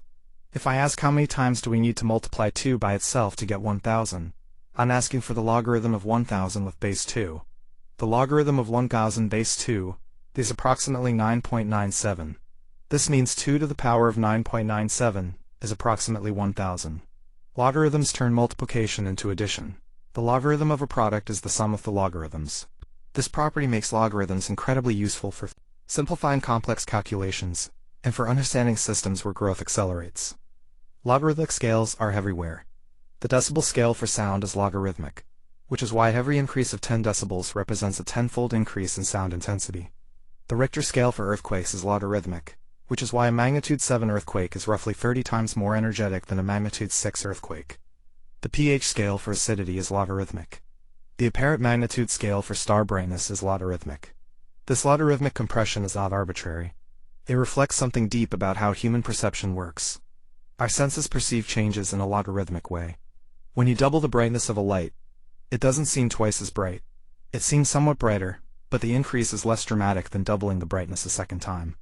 This is Weber's law, which states that the perceived change in the stimulus is proportional to the logarithm of the stimulus. Let's consider compound interest in more detail, because this is where exponential functions meet human finance directly. Suppose you invest $100 at an annual interest rate of 5%. After 1 year, you have $100 times 1.05, which is $105. After 2 years, you have 105 times 1.05, which is $110.25. The interest itself earned interest. If the interest compounds more frequently, you earn more. With quarterly compounding, you'd multiply by 1.01254 times per year. With monthly compounding, you'd multiply by 1.00417, roughly 12 times per year. With daily compounding, you'd multiply by a smaller factor, roughly 365 times per year. With continuous compounding, you'd multiply by e to the power of the interest rate, times the time. After 30 years of 5% annual interest with continuous compounding, your $100 would grow to $100 times e to the power of 1.5, which is approximately $448. That's a 4.5 times multiplication from an initial investment. If you invested it at 10% annual interest for 30 years, you have approximately $2,000. The exponential function transforms the arithmetic of interest rates into the geometry of wealth creation or accumulation. This is why Albert Einstein allegedly called compound interest the eighth wonder of the world. A small difference in the growth rate, applied exponentially over time, creates dramatically different outcomes. Someone starting to invest at age 25 with a consistent rate of return will end up with radically more money than someone starting at age 35, even if they contribute the same amount per year for the same total duration of years. The power of exponentials also reveals the danger of exponential thinking in social contexts. If a rumor spreads such that each person tells 2 other people, and this process continues, the number of people who know the rumor doubles every round of telling. After 10 rounds, over 1,000 people know it. After 20 rounds, over 1 million. This is why misinformation spreads so quickly on social media. The growth is exponential, not linear. Similarly, the spread of a disease in a population, if unchecked, follows an exponential pattern when the disease is communicable. Each infected person infects a certain number of other people, who then infect yet more people. This is quantified by something called the basic reproduction number, or R0. If R0 is greater than 1, the number of infected people grows exponentially. If it's less than 1, the disease dies out. If it's equal to 1, the number of infected people remains constant. The COVID-19 pandemic was fundamentally a race between exponential growth of the virus and exponential decline through vaccination and immunity development. Early in the pandemic, with no immunity in the population, and no vaccines available, the virus spread exponentially. Lockdowns, masking, and isolation measures were attempts to reduce the effective reproduction number below 1, to push the exponential growth into exponential decay. Let's think about logarithmic growth, which is the opposite of exponential growth in some sense. While exponential growth accelerates, logarithmic growth decelerates. If something grows logarithmically, it grows quickly at first, but then more and more slowly. The logarithm of 100 is roughly 5. The logarithm of 10,000 is roughly 9. Even though the input increased 100-fold, the output only increased by less than 2. Logarithmic growth appears in many places. The brightness of stars appears to increase logarithmically, with actual intensity. The improvement in athletic performance over time is roughly logarithmic, which is why records are so hard to break. The learning curve in many skills follows a logarithmic pattern, where early learning is rapid, but later progress slows. The water depth required to absorb sunlight increases logarithmically, with the amount of light you want to absorb. Now let's explore some interesting properties and behaviors of exponential functions. One important concept is the rate of change of an exponential function. If something is growing exponentially, how fast is it actually growing at any given moment? The beautiful fact is that the rate of change of an exponential function is proportional to the function itself. If something is growing exponentially with a growth rate of k, then the rate at which it's growing at any moment is k times the current amount. This is a differential equation, and solving it yields the exponential function. The self-referential property is what makes exponentials so distinctive. Linear functions have a constant rate of change. The derivative of a line is a constant. That exponential functions have a rate of change that depends on the current value. The faster you grow, the faster you grow. The growth feeds itself. Another interesting phenomenon is the behavior of exponential functions over very long times. If the growth rate is positive, no matter how small, eventually the exponential function becomes large. There is no limit to its growth. Conversely, if the growth rate is negative, the exponential function approaches zero but never quite reaches it. An exponentially decaying process theoretically takes infinite time to reach zero, though practically it becomes negligibly small. Let's consider the behavior of repeated exponential operations. If you start with a number and repeatedly raise it to its own power, what happens? Start with 2. 2 to the power of 2 is 4. 4 to the power of 4 is 256. 256 to the power of 256 is a number with an astronomical number of digits. This process, called tetration, grows almost incomprehensibly fast. Another direction to explore is the behavior of exponential functions with complex numbers. Complex numbers are numbers with both a real part and an imaginary part, where the imaginary part is a multiple of I, the square root of -1. When you raise e to the power of an imaginary number, something remarkable happens. Euler's formula states that e to the power of I times some angle equals the cosine of that angle, plus I times the sine of that angle. This connects exponential functions to trigonometric functions in a beautiful way. This relationship is fundamental to understanding waves, oscillations, alternating current electricity, and the mathematics of quantum mechanics. The exponential function with an imaginary exponent traces out a circle in the complex plane.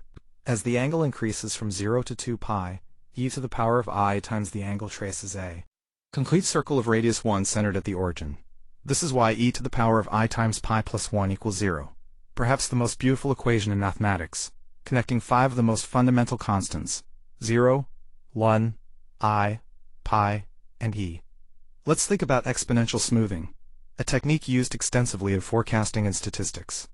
Exponential smoothing gives more weight to recent observations, and less weight to older observations, with the weights decreasing exponentially as you go further back in time. This is useful for understanding trends in noisy data, where recent trends are more predictive of the near future than distant historical patterns. A related concept is the exponential moving average. Rather than averaging all historical data equally, an exponential moving average emphasizes recent data. The formula involves taking the weighted average where the weights form an exponential decay pattern into the past. This is used in financial analysis, signal processing, and anywhere you're trying to extract a trend from noisy time series data. Let's consider some biological examples beyond the initial bacterium scenario. The growth of a tree follows a roughly exponential pattern, especially in youth, when each branch sprouts new branches that sprout more branches. But this doesn't continue indefinitely. As the tree ages and reaches genetic limits, growth slows, and eventually plateaus. This is better described by a logistic function, which is exponential growth that eventually saturates. The logistic function starts with exponential-like growth, then transitions to slowing growth as it approaches a maximum carrying capacity. In ecology, it's used to model population growth that's limited by resources. In epidemiology, it's used to model disease spread that's limited by the number of susceptible individuals. In technology adoption, it's used to model how quickly a new technology spreads through a population before saturating the market. The logistic function can be derived from the exponential function by introducing a resource constraint. Instead of unlimited exponential growth, the growth rate decreases as the population approaches the carrying capacity. This produces an S-shaped curve, which grows slowly at first, then rapidly in the middle, then slows again as it approaches the maximum. Let's think about exponential problems in the context of data storage and information. The amount of data created globally roughly follows an exponential growth pattern. Hard drive capacities have increased exponentially due to improvements in magnetic recording technology. Processor speeds increased exponentially for decades following Moore's law, which observed that the number of transistors on a chip doubles roughly every 2 years.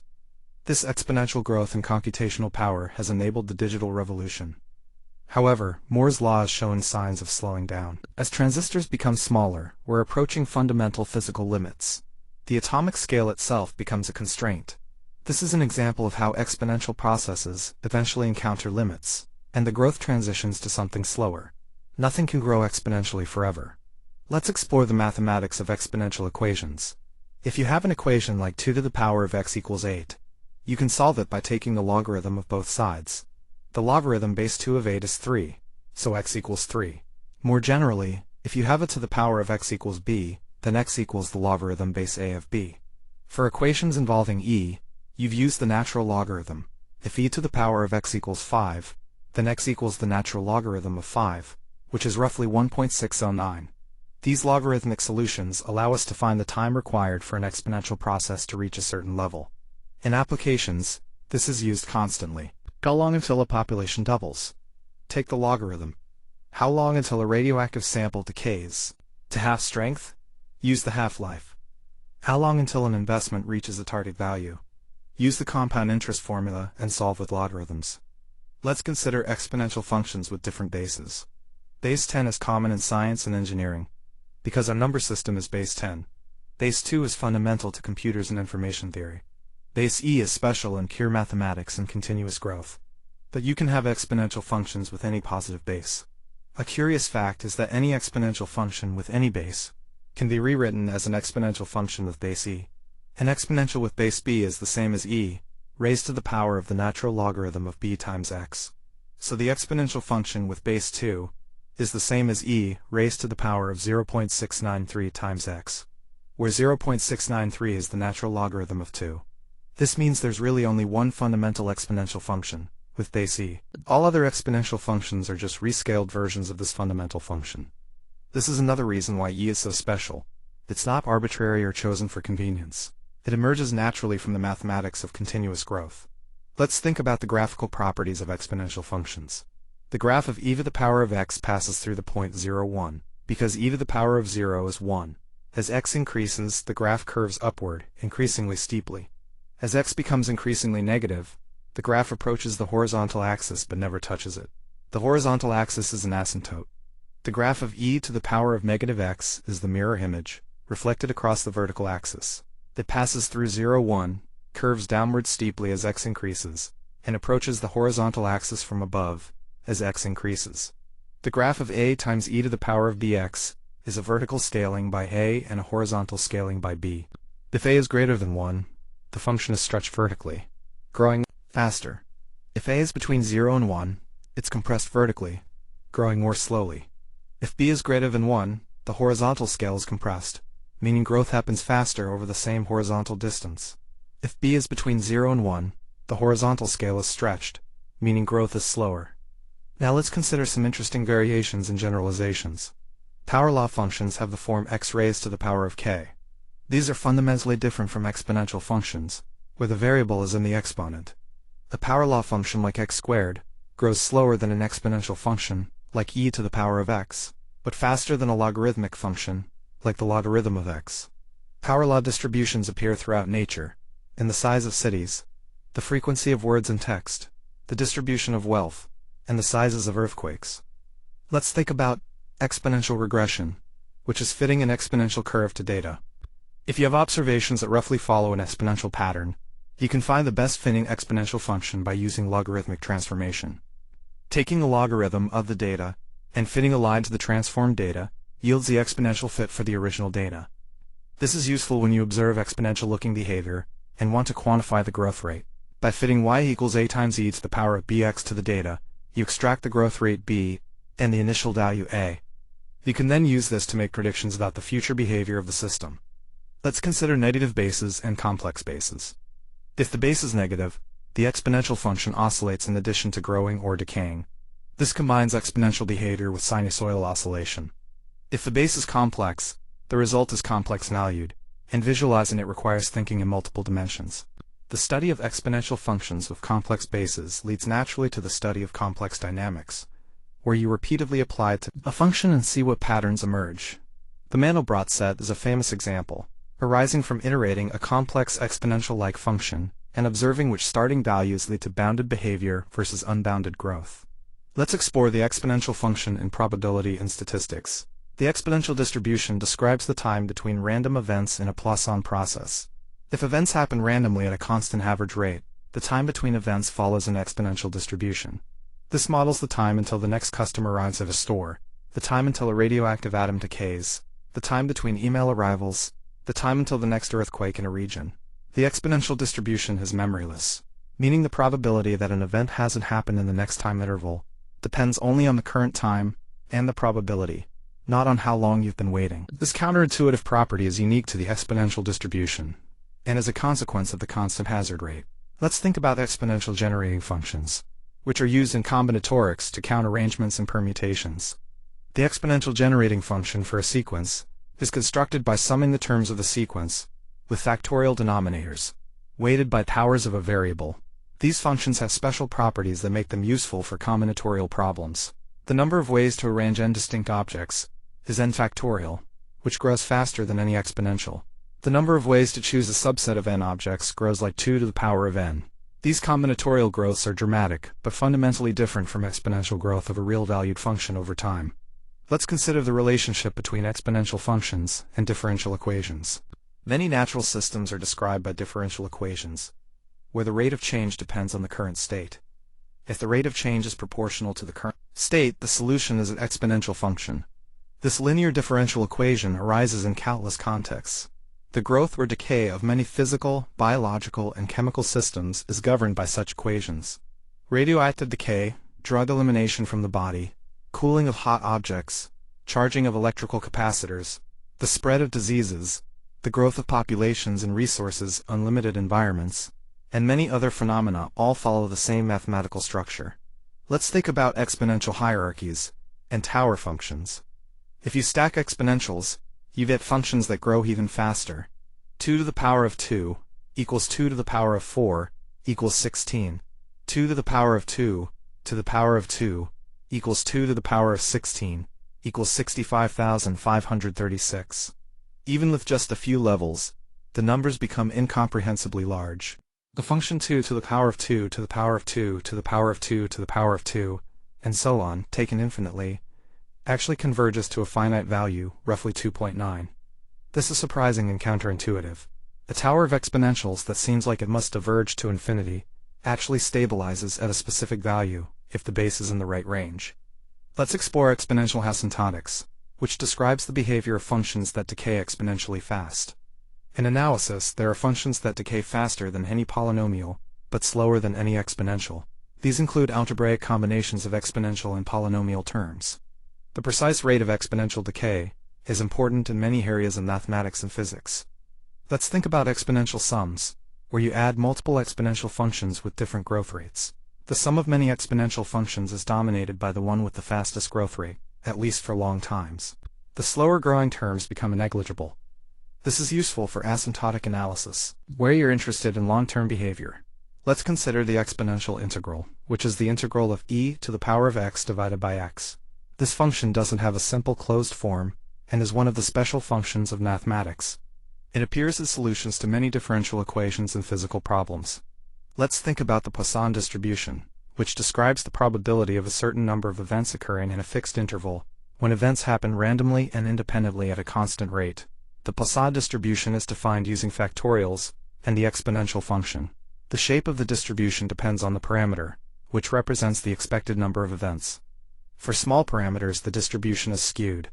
For large parameters, it approximates a normal distribution. Let's explore the relationship between exponential functions and musical harmony.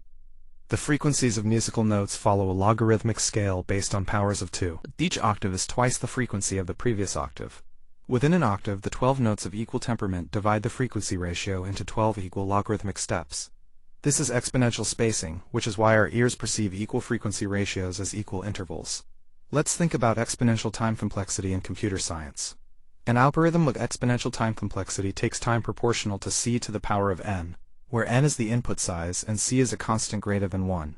Even for modest values of n, exponential time algorithms become impractically slow. If an algorithm takes 1 millisecond for n equals 20, it might take 1 million years for n equals 40. This is why distinguishing between polynomial time and exponential time algorithms is so important in computer science. Polynomial time algorithms might be slow for very large inputs, but exponential time algorithms are generally considered intractable. The famous P versus NP problem is fundamentally about whether certain problems that can be checked in polynomial time can also be solved in polynomial time. Let's consider the exponential distribution of primes. The density of prime numbers decreases exponentially as numbers get larger.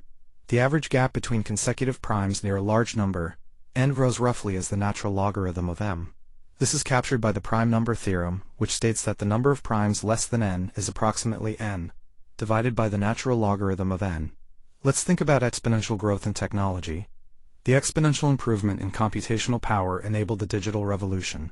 The exponential growth in data storage capacity enabled the big data era. The exponential growth in network speed enabled the internet. Exponential improvements in solar cell efficiency and battery density are driving the renewable energy transition. These exponential improvements create cascading effects. Faster computers enable more sophisticated software. Better sensors enable better data collection. Cheaper manufacturing enables mass adoption. The exponential improvements in underlying technologies translate to exponential changes in what's possible. Let's consider the limits of exponential thinking in predicting the future. While exponential models are powerful, real systems eventually encounter constraints. A population can't grow exponentially forever because resources are finite. Technology improvements can't continue indefinitely because physical limits exist. Computing power will eventually hit quantum limits. Energy density in batteries will eventually hit theoretical maximums based on chemistry. The most dangerous predictions are those that assume exponential growth will continue unchanged. History shows that systems transition from exponential growth to linear growth to saturation. Understanding when these transitions occur is crucial for accurate forecasting. Let's think about the exponential function. In quantum mechanics, wave functions in quantum mechanics are often represented as exponentials. The probability amplitude of a particle at a particular location or with a particular momentum often involves an exponential factor. The behavior of these exponential wave functions governs quantum tunneling, superconductivity, and countless quantum phenomena. Let's explore the exponential function in finance more deeply. The Black-Scholes model for option pricing involves the exponential function. The growth of investment portfolios under various strategies can be analyzed using exponential functions. The concept of exponential back-off in financial trading, where you reduce your position size after losses, uses exponential decay. Let's consider the exponential function in cryptography. Many encryption schemes rely on the difficulty of the discrete logarithm problem. You can compute an exponential quickly, but finding the exponent when given the result is computationally difficult. This asymmetry is the foundation of many cryptographic systems. Let's think about exponential functions in cellular biology. The concentration of proteins in a cell often follows exponential patterns due to exponential degradation, a constant synthesis. The concentration of substrates and products in enzyme reactions often involves exponential approach to equilibrium. The voltage across a cell membrane changes exponentially when opening or closing ion channels. Let's explore the exponential function in chemistry. The rate of chemical reactions often follows exponential kinetics. The half-life of reactions determines how long it takes for reactants to be consumed, or products to form. The Arrhenius equation, which describes how reaction rates depend on temperature, involves an exponential factor. Let's consider the exponential decay of light as it travels through an absorbing medium. The intensity of light decreases exponentially with distance. This follows from the fact that the amount of light absorbed is proportional to the amount of light present. This is captured by the Beer-Lambert law, fundamental to spectroscopy and remote sensing. Let's think about the exponential function in acoustics. Sound intensity decreases exponentially with distance from a point source due to spherical spreading and absorption. The reverberation time in a room, the time it takes for sound to decay by 60 decibels after the source stops, follows an exponential decay pattern. Let's explore the exponential function in geophysics. The temperature inside the Earth increases with depth, roughly exponentially in the upper layers. The pressure increases exponentially with depth in the ocean. The intensity of earthquakes follows a logarithmic exponential relationship described by the Gutenberg-Richter law. Let's consider the exponential function in neurobiology. The membrane potential of neurons decays exponentially after a stimulus. The probability that a neuron fires depends on the accumulated input in an exponential way. The strength of synaptic connections changes exponentially over time through a process called plasticity. Let's think about the exponential function in immunology. The number of antibodies produced in response to an infection grows exponentially initially. The decay of antibodies after an infection follows an exponential pattern. The spreading of an infection through a population follows exponential dynamics when unchecked. Let's explore the exponential function in ecology more broadly. Predator-prey dynamics involve exponential growth of prey and exponential related decay of predators. The logistic model, which combines exponential growth with resource limitation, describes many ecological systems. The spread of invasive species often follows exponential patterns. Let's consider the exponential function in atmospheric science. The pressure of the atmosphere decreases exponentially with altitude, at least in the troposphere. The concentration of a pollutant spreading from a point source decreases exponentially with distance. The decay of radioactive fallout from nuclear events follows exponential kinetics. Let's think about the exponential function in evolutionary biology. Mutation rates, combined with selection, can drive exponential changes in allele frequencies. Population size changes exponentially during periods of rapid growth. The rate of evolution, measured by the change in a trait over time, can be modeled using exponential functions. Let's explore the exponential function in epidemiology one more time, with more depth. The basic reproduction number R0 determines whether a disease dies out or spreads. If R0 is less than 1, the number of infected individuals decays exponentially. If R0 is greater than 1, the number grows exponentially at first. The exponential growth phase is the most dangerous, which is why early intervention is so critical in controlling epidemics. The time for an exponential process to double, called the doubling time, is crucial in epidemiology. In the early stages of COVID-19, the doubling time for cases in many countries was roughly 3 to 5 days. This exponential growth was terrifying and difficult to control, but it also had a clear mathematical structure that could be analyzed and potentially manipulated. Let's think about the exponential function in economic growth. Economists often model economic growth as exponential, with a growth rate of 2 to 3% per year in developed countries. Over long timescales, small differences in growth rate compound into enormous differences in total wealth and living standards. The country growing at 2% per year doubles its economy in about 35 years. The country growing at 3% per year doubles in about 23 years. Over a century, the difference between 2% and 3% growth translates to radically different economic outcomes. This is why economists focus so much attention on factors that affect long-term growth rates. A small improvement in productivity growth can have enormous implications over decades and centuries. Conversely, a period of slow growth can stall an economy despite seemingly minor headwinds. Let's consider the exponential function in the context of artificial intelligence and machine learning. Neural networks with exponentially many neurons can express any function, but practical networks use far fewer neurons. The exponential growth in computational power has enabled increasingly sophisticated machine learning models. The explosion of data has provided fuel for training these models. However, not all improvements scale exponentially. The amount of data needed to achieve a certain level of performance often increases exponentially, even as the models themselves improve exponentially. This is a fundamental trade-off in machine learning. Let's think about the exponential function as it applies to aging and longevity. The Gompertz equation describes how mortality rate increases exponentially with age. The force of mortality, the hazard rate of dying, roughly doubles every 7 to 10 years in humans. This exponential increase in mortality risk is a fundamental feature of aging, and is not fully understood. Some organisms show different aging patterns. Certain tortoises and sharks show negligible senescence, meaning their mortality rate doesn't increase with age. Some organisms have non-exponential aging patterns. Understanding these variations provides insight into the fundamental mechanisms of aging. Let's explore the exponential function in the context of social networks. The number of potential connections in a network of size n grows quadratically, but the number of possible configurations of a network grows exponentially. This exponential explosion of possibilities is why networks are complex and prediction is difficult.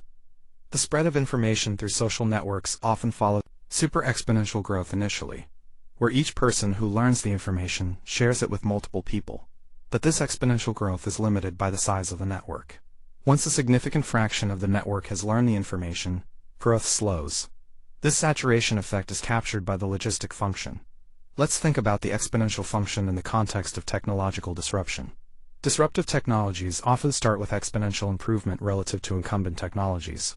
Once the exponential improvement reaches a certain threshold, adoption accelerates exponentially. But eventually, the growth saturates as the market becomes dominated by the new technology, and growth slows. The S-curve of technology adoption describes this pattern. Slow growth as the technology is adopted by early adopters, rapid exponential-like growth during the mainstream adoption phase, and slowing growth as the market saturates. Different technologies have different shapes to this S-curve, but the pattern is remarkably consistent. Let's consider some beautiful mathematical results involving exponentials.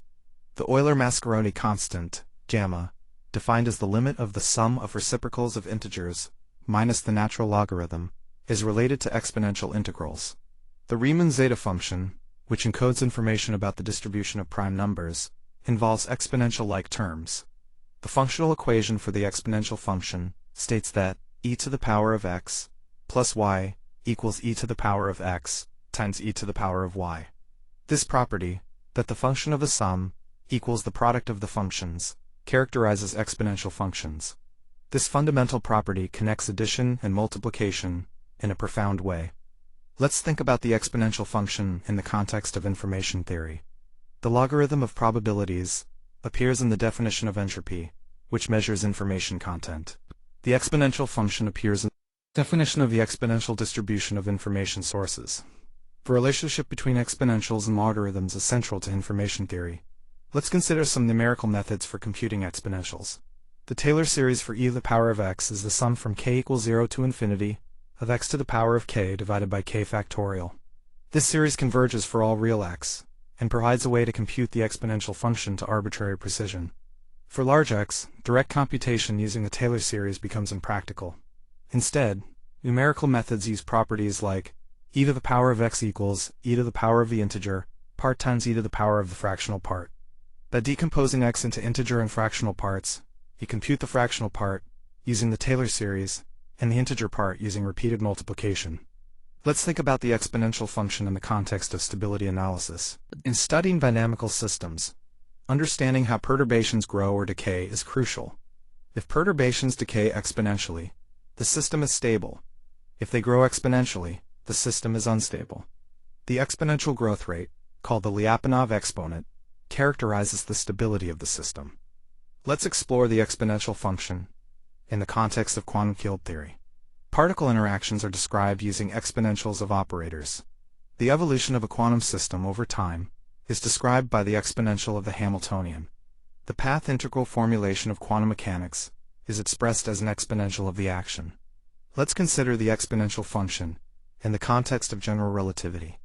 The metric tensor, which encodes the geometry of spacetime, sometimes has exponential-like solutions for specific mass distributions. The Schwarzschild metric, describing spacetime around a non-rotating black hole, involves an exponential-like factor. Let's think about the exponential function in the context of cosmology. Expansion of the universe in an exponentially accelerating phase is called inflation. During inflation, the scale factor grows exponentially with time. This rapid expansion explains various features of the universe we observe today. Let's explore some philosophical aspects of exponential thinking. Exponential growth challenges our intuitions. Linearly minded creatures, we expect change to be gradual and predictable. But exponential systems can transform rapidly, seemingly suddenly. This disconnect between expectation and reality is at the root of many surprises in science, technology, and society. Understanding exponentials is understanding the nature of self-reinforcing systems. In biology, growth feeds growth. In economics, wealth can compound. In information, more information generates more information. In technology, advancement enables further advancement. These positive feedback loops, described mathematically by exponential functions, are the engine of transformation. Yet, exponential processes also contain their own limits. Nothing grows exponentially forever. Constraints emerge, saturation occurs, diminishing returns set in. The transition from exponential to logistic growth to saturation is a fundamental pattern in nature. The wisdom is to recognize when exponential thinking applies and when it doesn't. Exponential models are powerful for short-term forecasting, but dangerous for long-term prediction. Understanding the growth rates of different processes, the doubling times, the saturation points, and the limits is crucial for making sense of a complex world. The exponential function sits at the heart of understanding change, growth, decay, and transformation. It describes populations and pathogens, wealth and waste, light and sound, life and death. It is perhaps the most important function in applied mathematics, appearing across every discipline of science and engineering. To understand the exponential function is to understand a fundamental language that the universe speaks.